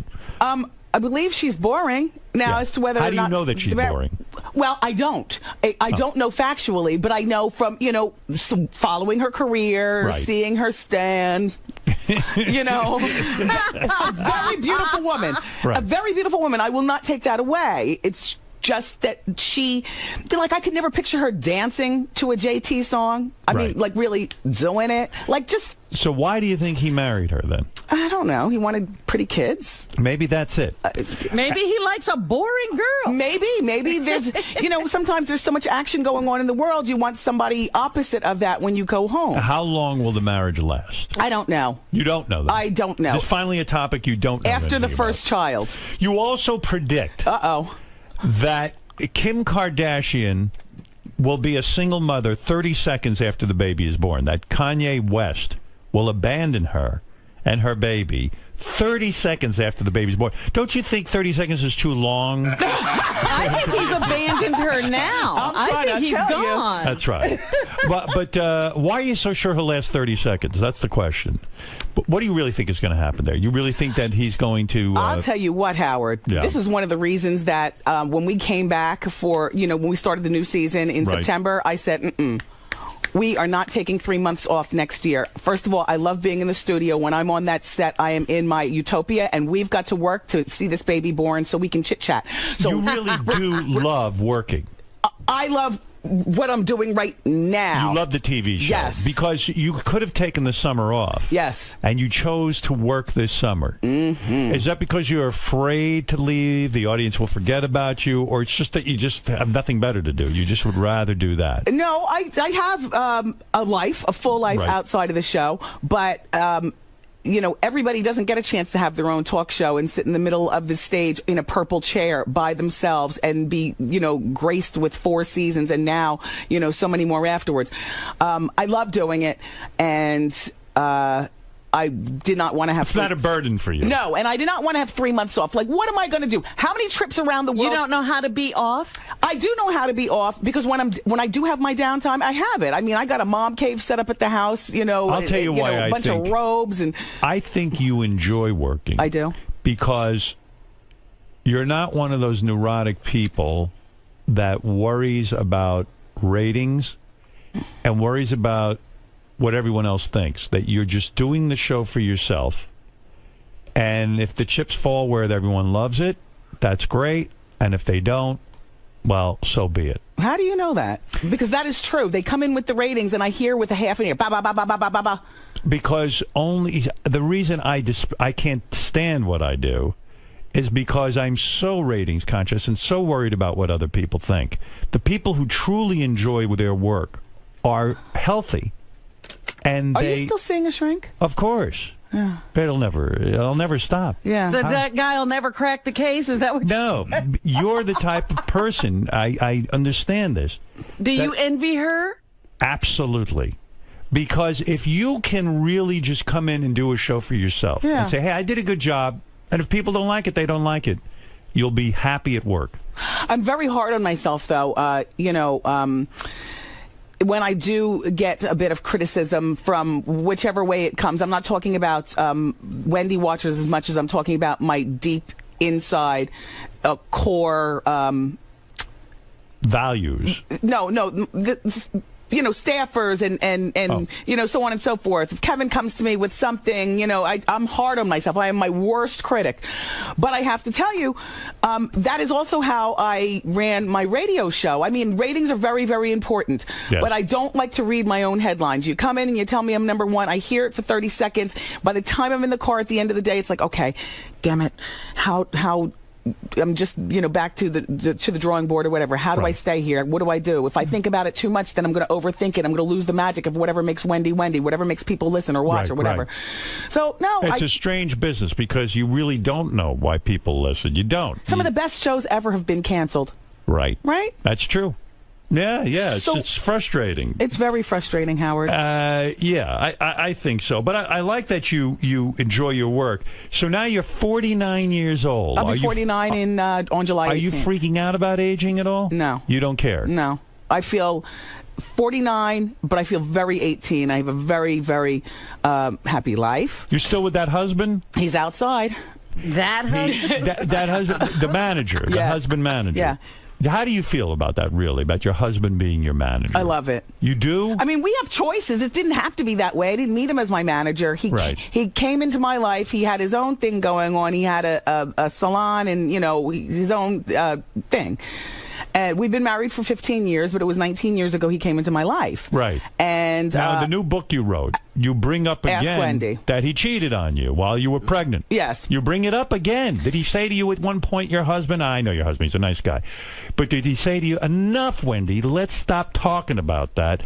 It's embarrassing to me.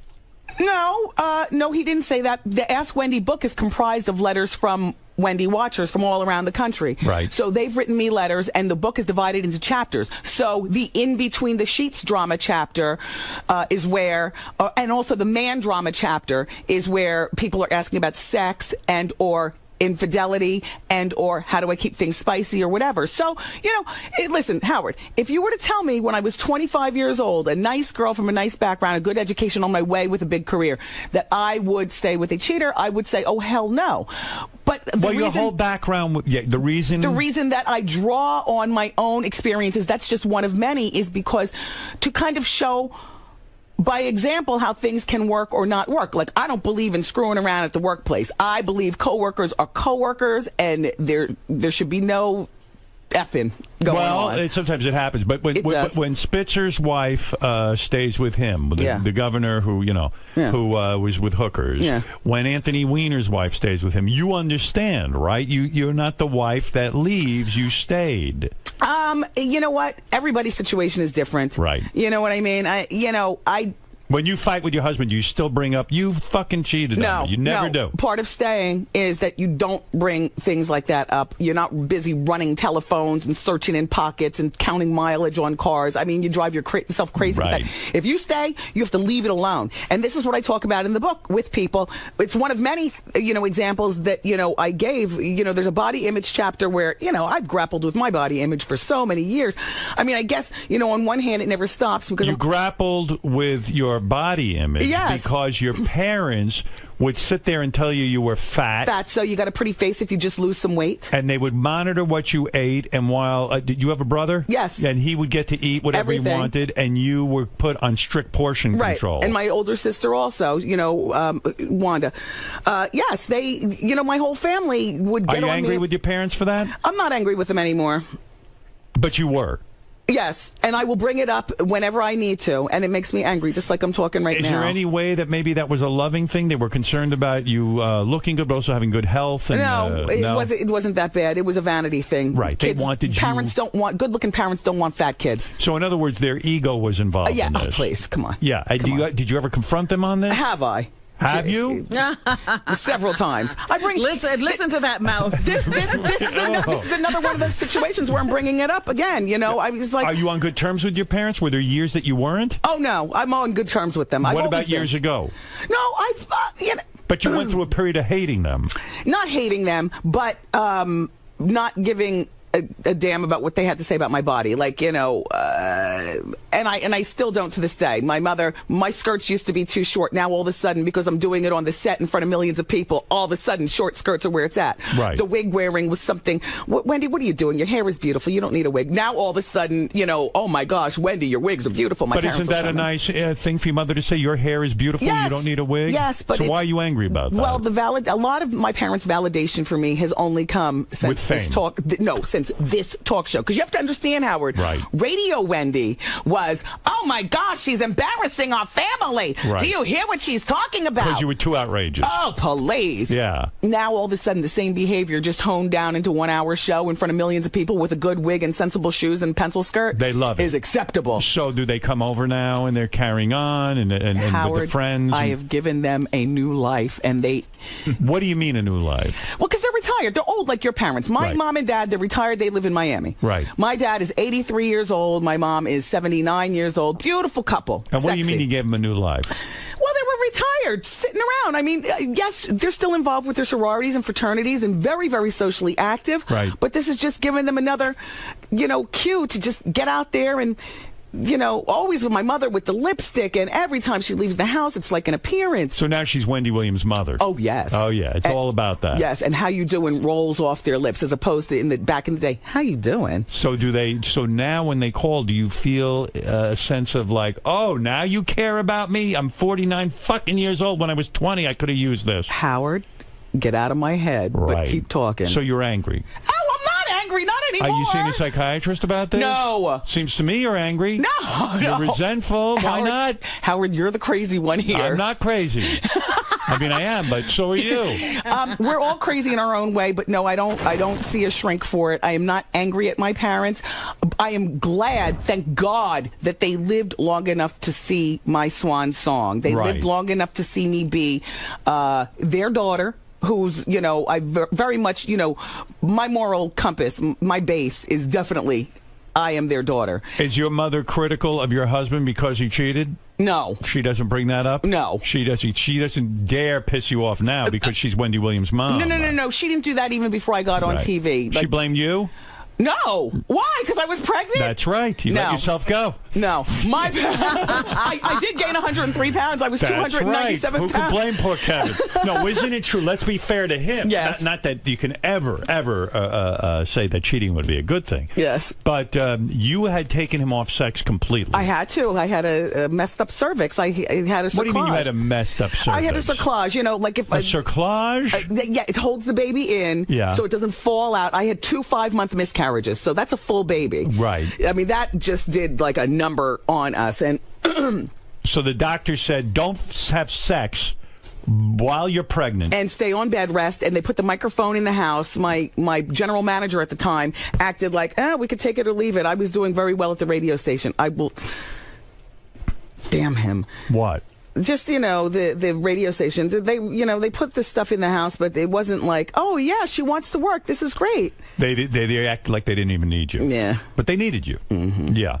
And so he then got horny. Yes. And went out and met a babe. Yeah. Do you know who the babe is? No. Did I know her to begin with? Yeah. No. Do you know who she is now? I wouldn't know her to see her again. But you saw pictures? I was all in the business.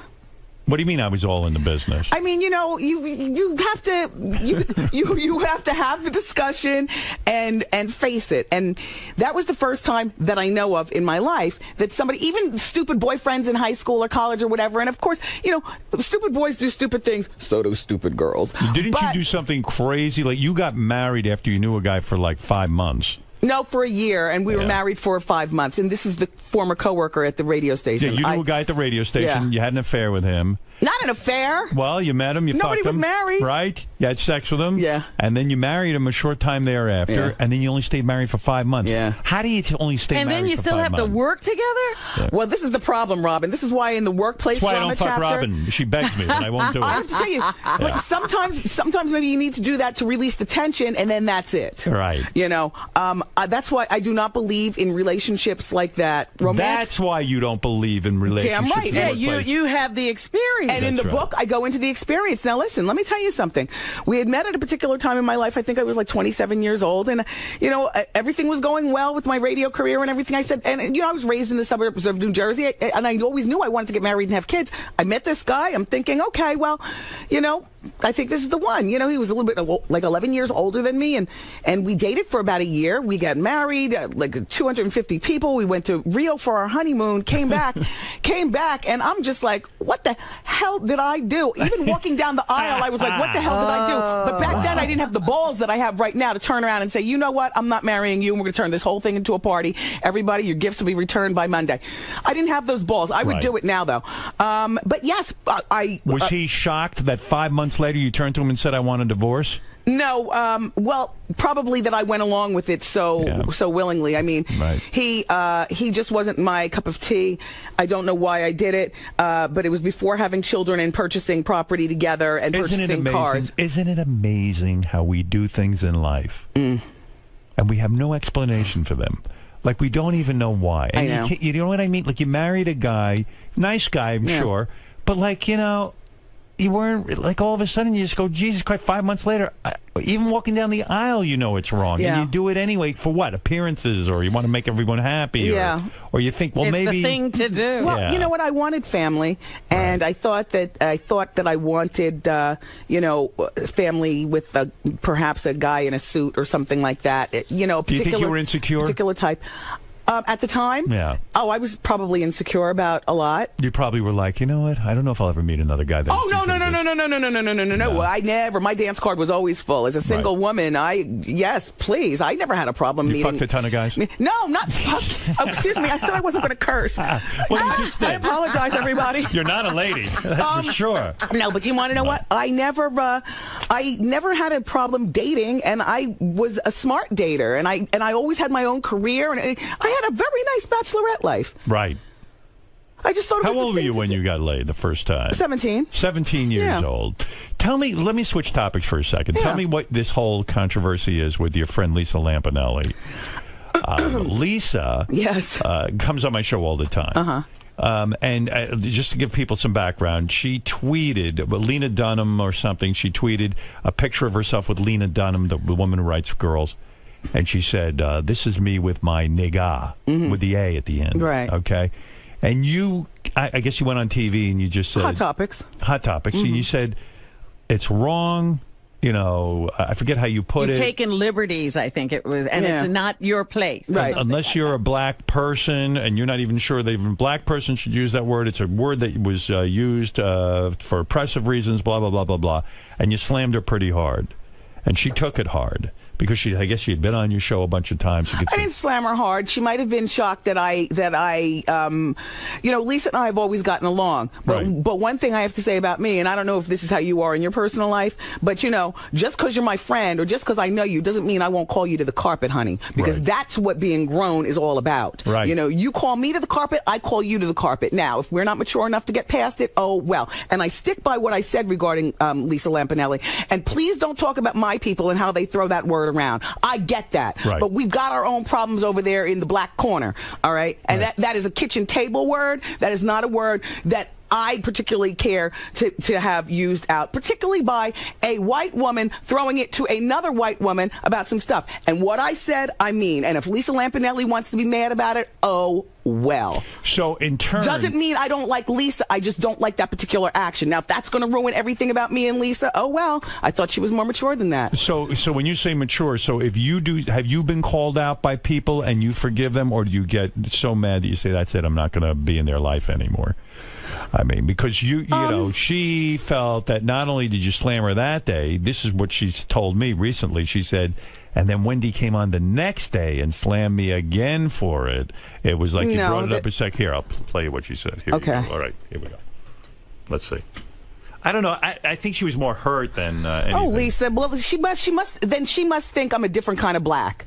Well, I don't know what she thinks. Here, listen to this. Wendy Williams, maybe she's not the biggest comedy fan. Maybe she doesn't get me as much as I thought she did. I didn't really get mad at her. Honestly, I got really hurt because I'm like, oh my God, she hates me. But what I really got upset with her later was I wasn't mad. Just she goes on the next day and she brought it up again. And she goes, Lisa, don't be afraid. And this is a quote. Don't be surprised if you use that word, slaps something about slaps your pretty face. Slaps the mess out of her pretty face. Right. One day she's going to use that word under the wrong circumstances, which is always the wrong circumstances, in front of the wrong person. Yeah. And as opposed to getting me just talking at her with my pinky greasy like, she's going to get somebody who's going to smack her pretty white face. I agree with you. Then why do I have to defend this? Because why are you getting upset with us? What did I do? I'm talking at you through her. I'm talking to her through. Hey, I'm not not, Lisa. I don't use the N-word. No, but you know what I'm saying? Listen.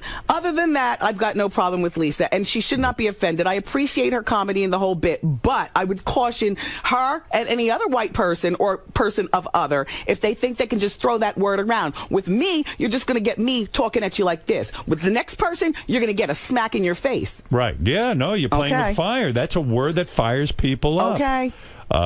Can Dominicans say the N-word if they want to use it? If they're brown-skinned Dominicans? If they're light-skinned, brown-skinned, but they call themselves Dominicans, can they use the N-word? I prefer not. You'd rather they didn't? I'd rather that nobody did. Right. I mean, the fact is that, you know, the word is used so much, but... All these white kids use it, teenage kids, because they listen to rap music. They're into rap, and they're into a certain culture. Yeah, that's it. And that's...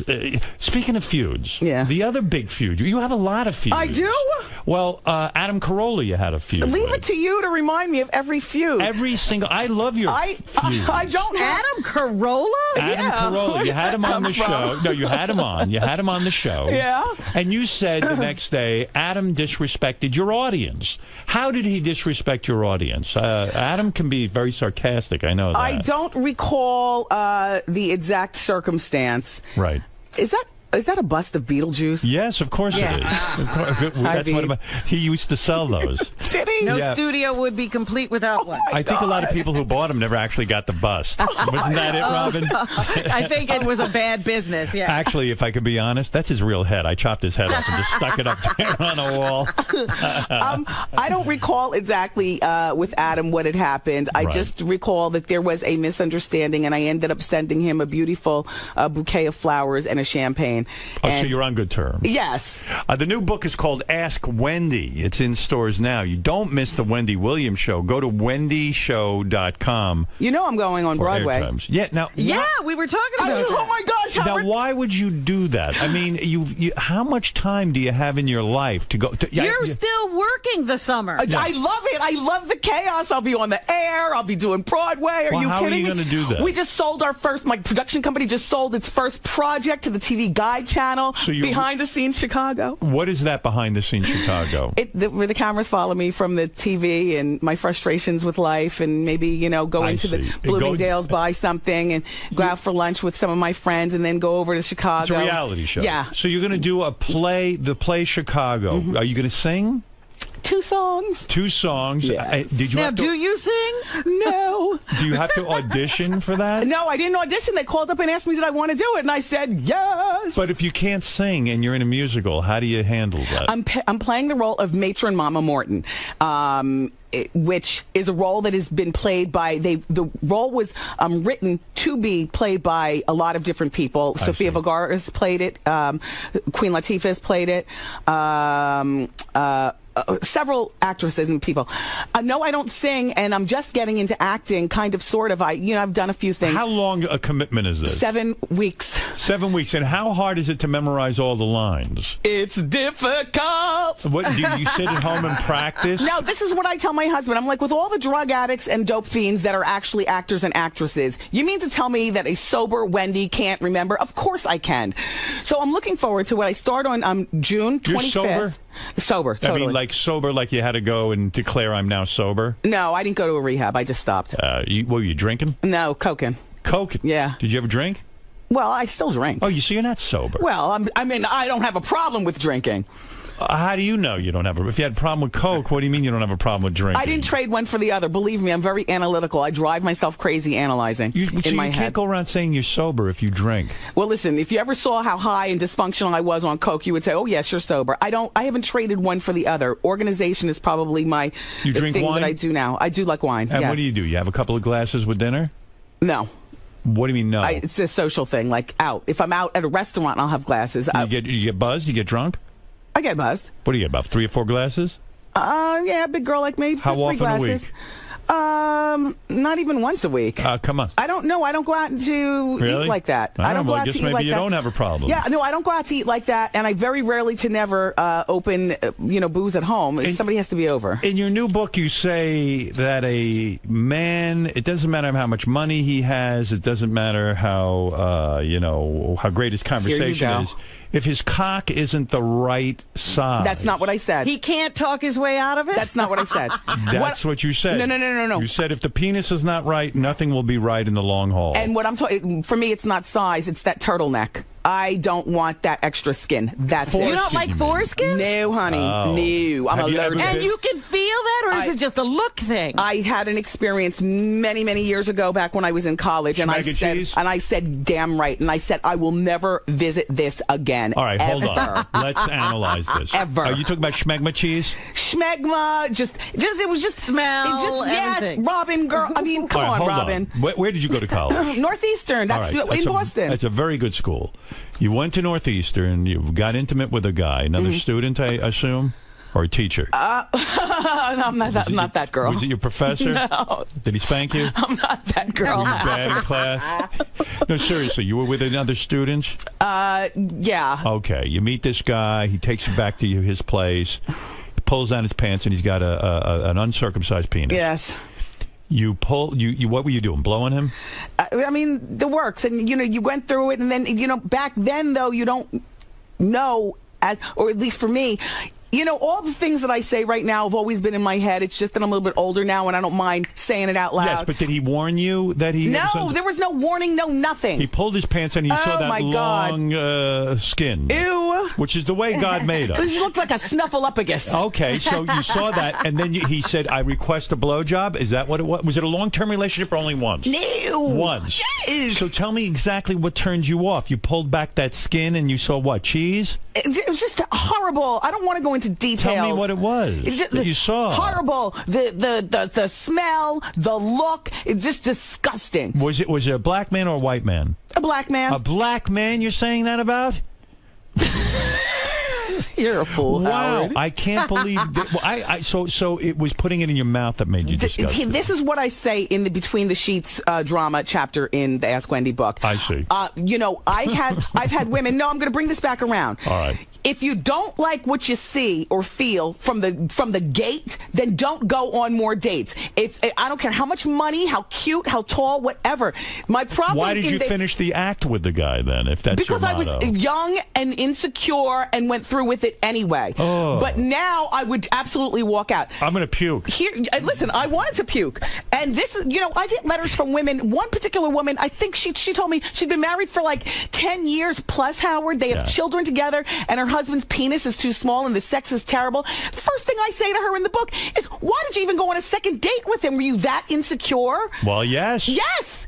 That's right. Yes. But let me just say something for the people who do have everything. Then why is she complaining now? She's talking to me about talking to her husband about getting a penile enlargement. You're not going to insult him that way. Are you out of your mind? Yes. This is your problem. You deal with it. Well, sorry for screaming. Well, wait a minute. You saw one man with a foreskin, Wendy, and you decided every foreskin would be bad. Done. That's it. Done. I'm not going to put you through it. I'm not going to put me through it. You say in 2011 you landed an exclusive interview with Charlie Sheen. Why, out of all of the television and radio shows on the planet, why did you get the exclusive with Charlie Sheen? What did you do to get that exclusive?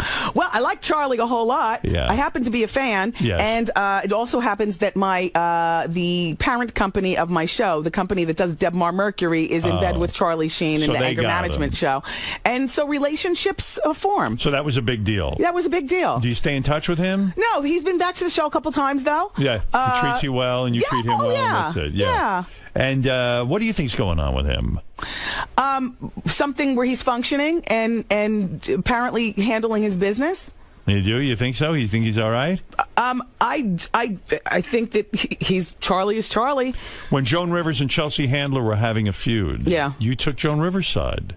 Well, I do believe in respecting the legends, Howard. That would be like somebody disrespecting you. Right. Do you know what I'm saying? I mean, you don't understand exactly what you meant to me at a particular point in my life. I have two pictures of celebrities in a very particular area in my house. One is Oprah. She autographed, and this is many, many, many years ago. Right. And one is a picture of me and you from my first time that I came here. You're kidding? Yes. Look at me and Oprah. Me, yep. Wow. Yep. Boy, Oprah's pissed. Right? Yeah. I am By not. the way, I am circumcised, just so you know. I am not a star effer. I enjoy what I do. Right. But I'm a little bit too long in the tooth to be a groupie for anybody. But there are two people that I have absolute respect You for. love Oprah. For different ways. Well, I'm talking about you right now. Right. Oh. I forgot what even brought me on this topic. What? You were talking about disrespecting hero Joan Rivers and Chelsea Handler. Yes, exactly. That's all. Look, you don't have to kiss anybody's ass. I'm not going to kiss your ass. I'm not going to kiss Oprah's my ass. However, that was just Joan. That's all. Right. And I like Chelsea, but wow, really? Yeah, Joan is a legend. She's somebody who paved the way for a lot Happy of birthday, women. Joan. She just turned 80. I 80 tweeted her. years old. Yeah. Your teeth look good, Howard. They do? Yeah. Oh, thank you. Very natural. I noticed that on Very- AGT the other night. They look good. Yeah, they look really good. Yeah, thanks. And I love your work on AGT as well. Thanks. I'm having fun with it. Yeah. I wish it wasn't so many hours, though. I know. So you have to use all your vacation time to work on Yes. America's Got Talent. Oh, my God. Yeah. You But love it? Wendy's isn't even taking vacation, and she's working a second job. Well, Wendy's she's got all insane. these things going. Wendy loves working. I gonna do. drop Only in a for a little moment. bit. I like free listen, time. How old are you now? 60? I'm 59. Yeah, I'm not going to be working at I'm that not time. going to turn 60. I'm going to just stay So this 59. is all for the next 10 years. Yeah. You're going to do it all. huh? You look good. You look good, thanks. Howard. Yeah, well, I'm trying to Yeah. hang in there. It's Would tough. you get a facelift? Do you get Botox? Do you do anything? No. Oh, come on. If I did something, would I look like this? Your hair is absolutely gorgeous. That's All your natural. advantage. I know it is. No wigs, no Extensions, no nothing. extensions. I don't dye it. Yeah. That's all the gray you have? That's all the gray I have. Good for you. Look at me. Yeah. We're See? going to live to be 100. We are? Yeah. Oh, Are excellent. you? How much longer are you going to work? I don't know. I keep saying like maybe I shouldn't work for that much longer, and then but every time I stop, I'm like bored or something. Not bored. I'm never bored. I have a lot of hobbies and interests. Are you still taking pictures and stuff? Yeah, I'm way into photography. You should get Wendy in front of your camera. Yeah, let me do some pictures. You did a PETA ad. You were nude in that, weren't you? Yeah. I'd rather go naked than wear fur. I only shoot nudes. Yeah. That was a fun ad to do, too. Yeah? I made it. Yeah. It was my first time ever taking naked pictures. I'm going to shoot you wigless. I don't want that. But I do like to pick up hobbies. I want to start knitting this Knitting, summer. yeah. Knitting. I want to My make. mom does that. I want to sometimes. make a gigantic pair of black leggings with a 40-inch inseam because that's what I have. Everything is too short. Sweater leggings, and they're going to be You're a ready. sexy woman. You know that? Thank you, Howard. What do you wear? Thong?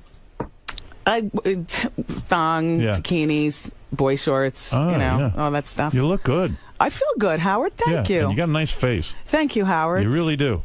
Thank you. Sure. I bet you're a lot of fun in the sack. I don't get complaints. Yeah, you probably wouldn't be satisfied with my penis size, though. You're very, very into that whole... She would leave you after the first I did not say anything about size. Be clear, Howard. I know, You're I hear Jewish, you. so I know hear. you don't have that extra meat. I don't have a lot of meat. I certainly have no excess, that's for sure. Well, I'm just saying. Do you like a thicker or a longer? What is the thing? Oh, with she you? needs it thick. thickness or... I look at Wendy and I know she needs girth. I like a thick man. You do? Yeah. Because I'm neither. I'm neither thick nor long. Well, as long as you don't have that turtleneck, it's good. King of All Blacks, you're on the air. Go ahead and say hi to Wendy Williams here celebrating her new book, Ask Wendy. It's in stores now. She tackles every single topic, avoids nothing. Go ahead. Here you go. I just want to tell Wendy how sexy she is on her show. I freeze frame it and do what I got to do real quick. Uh-oh. Ooh, that's such a compliment. He jerks off to you. Why do you go, ooh? Oh, thanks, King. Why do you think your ratings went up 48%? People are jizzing on you. Whatever it takes. Yeah, go ahead.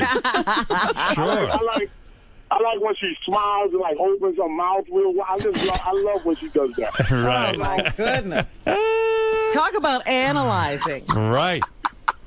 All right. What I'm waiting for is her husband's book. That's a real man. If you ever met her husband, no. Why is your husband a real man? Because he don't give a fuck. Like, you know what I'm saying? He'll tell her to shut the fuck up. He seems like that type of dude that don't care how much money she got. He's going to tell her to shut the fuck up when it's appropriate. You Does your husband tell you to shut the fuck up when it's appropriate? Not in those terms, but yes. Why do you think he's my husband? A big girl like me with a big mouth and an assured personality? I don't want to be with some man who can't. Does he manhandle you? I don't mean it in a real abusive way, but I mean, does he get, when he's having sex with you? Is he very aggressive with you and flip you around and stuff? Yeah. Definitely, it makes me feel like a woman. He does. Mm-hmm. Yeah, you need that, right? I need that, and I enjoy that. Right, you can't be with a guy you feel like you could beat up. No. All right, King. Thank you. That was the first husband. Yeah. Oh my, that's what happened the first time around. Well, let me say, you are on fire. Thank you, Howard. You're on fire, Wendy. I think you're doing fabulously well. Thank you, Howard. How old is your son now? He's 12. He's on the honor roll. He's just doing it all. Of course he Wonderful. is. Yeah.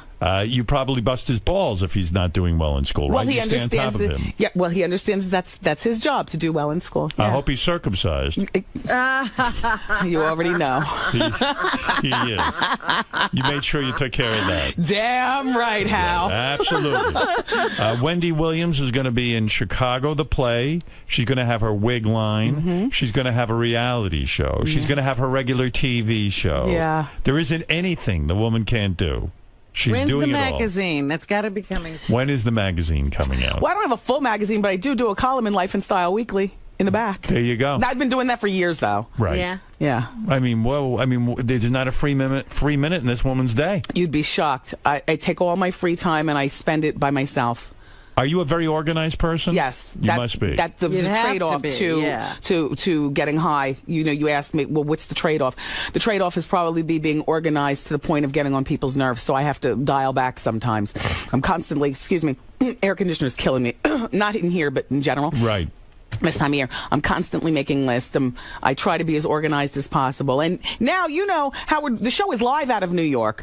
So, It's I like, didn't realize that. Yeah, we're live out of New York. Check your local listings, everybody watching. But I love doing live TV. I got to be there on time. And when you were famous, and doing coke, how did you score coke without being discovered? Oh, thank God, it was all before camera phones and all that other kind of stuff. And you had a dealer. Yeah, several dealers. No, one main one, but a couple of side ones when he wouldn't answer his phone. How much coke were you doing a day? A day.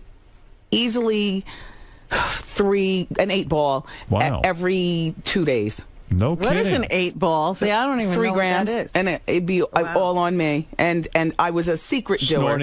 Snorting it, smoking it, cooking it on spoons. Those spoons in my house were all black underneath. I was cooking it and shooting it. No, not shooting it. Dropping it in a pipe over a layer of cigarette ash. Like crack? Yeah. Wow. Yeah, not like crack. I'm not going to even be highbrow. I've smoked crack before. Wow. And so when you went to score, people would recognize you, right? Not so much because you get it to a point where, you get it dropped off at the radio station or, come by, meet me at the 7-Eleven or I'll drive up to Jerome Avenue up in the Bronx 3 o'clock in the morning. What's it cost for 3 grams? Back then, $35 a gram. I wasn't going broke on it. Oh, okay. I wasn't going broke, and I also was not a user with a circle of people. So there are not a lot of people who could tell my story. So I'd rather put it out there before it gets out there. So because you're so responsible, I can't imagine. I know. Yeah, what was that all about? Yeah. Rebelling against. I didn't even lose weight. All the coke I sniffed, I never lost weight on it. Damn it! And you never traded sex for coke. And I never traded sex for coke. Oh my God! You must have been very promiscuous during those days. No, because I was obsessed. All I wanted to do was that. Wow. Yeah. Tim, you're on the air. Go ahead in Gilbert, Arizona, and then we got to move along. Yeah, Howard, when Wendy was talking about the Lisa Lampanelli thing, and Robin brought up the point that if we use the word, everybody else should be able to use the word. And the way that the comedians, they all call their kids little niggers, and they throw the word around, and it's such a cultural thing. And if it's supposed to be so hateful and the worst thing in the world to say, and I would never say to a black person, but the way it's bantered around, and it's so intellectually an empty argument to be so upset for her to use it the way she did. Well, if some guy came up and started using the word kike around me, I'd bust him right in the fucking face. Do you understand what I'm saying? I get it. And Tim, you just said it yourself. You wouldn't use the word, and I understand how comedians throw it around, and maybe she's throwing it around inside of a venue where people are paying for tickets and sitting and watching her. It's just a different story than putting it out there on Twitter. I just didn't like the context. I don't like people using it. You can argue with me all day, Tim, and I still feel the way I feel, and obviously you do too. Did you watch watch this special with this woman? She's a black comedian. Her name is Samore. You ever hear of her? Samore. Yeah. I never heard of her before. She's fantastic. She's funny as hell, right? Yeah, I taped her special, and man, is she funny. You know her, yeah. Samore? Yeah, I do. Yeah, but it's different when a black woman uses that word. Than I don't really think it's different. I do. I do. Think it's not different. It's the word. I think it's different, but it's still the word. It's not a word that I use in my life. It's not a word that I use, whether it's with the ER or the A at the end. There are just certain words that I just don't use, and that's one of them. Yeah. All right. Anyway, listen. I'm going to throw you out. We spoke for an hour, Wendy. I gotta get. We had fun with you. Yeah. Do you realize that I have to get to the studio and actually I got a show to do in 2 hours? Please, you're fine.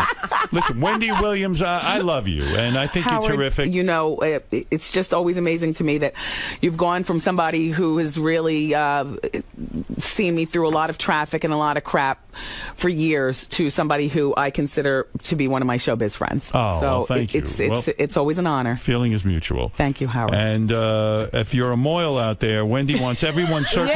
Just so get chop to work. it immediately. Get that shit off your dick. All right, we'll be back right after these words. Wendy. Yes. Another, I don't want to say controversial appearance, but he has a way of getting, all of your opinions out. Yes. Even when it's going, sort of normal interview, and then wham, turn on the dime. Do you regret anything you said in there, or? No, I spoke my truth, as I usually do. Right.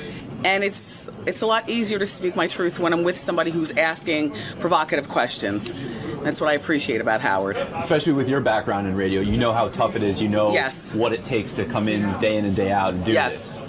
Yeah. Now, you made the transition from a radio host into a TV talk format. Do you think Howard could do the same thing, or does he need these 4 hours to really get everything out? Could he condense everything? I think that Howard would be great on a late night show. I have no idea why he's not doing it. You know what? I don't even know if that's what he wants to do. I should go back in and ask him. I mean, he's very good on America's Got Talent, but I think he'd be even better with a late night talk show. I think that he's that guy. Excellent. Yeah. Thank you, Wendy, and good luck with your new book. Thank you. All right. Bye.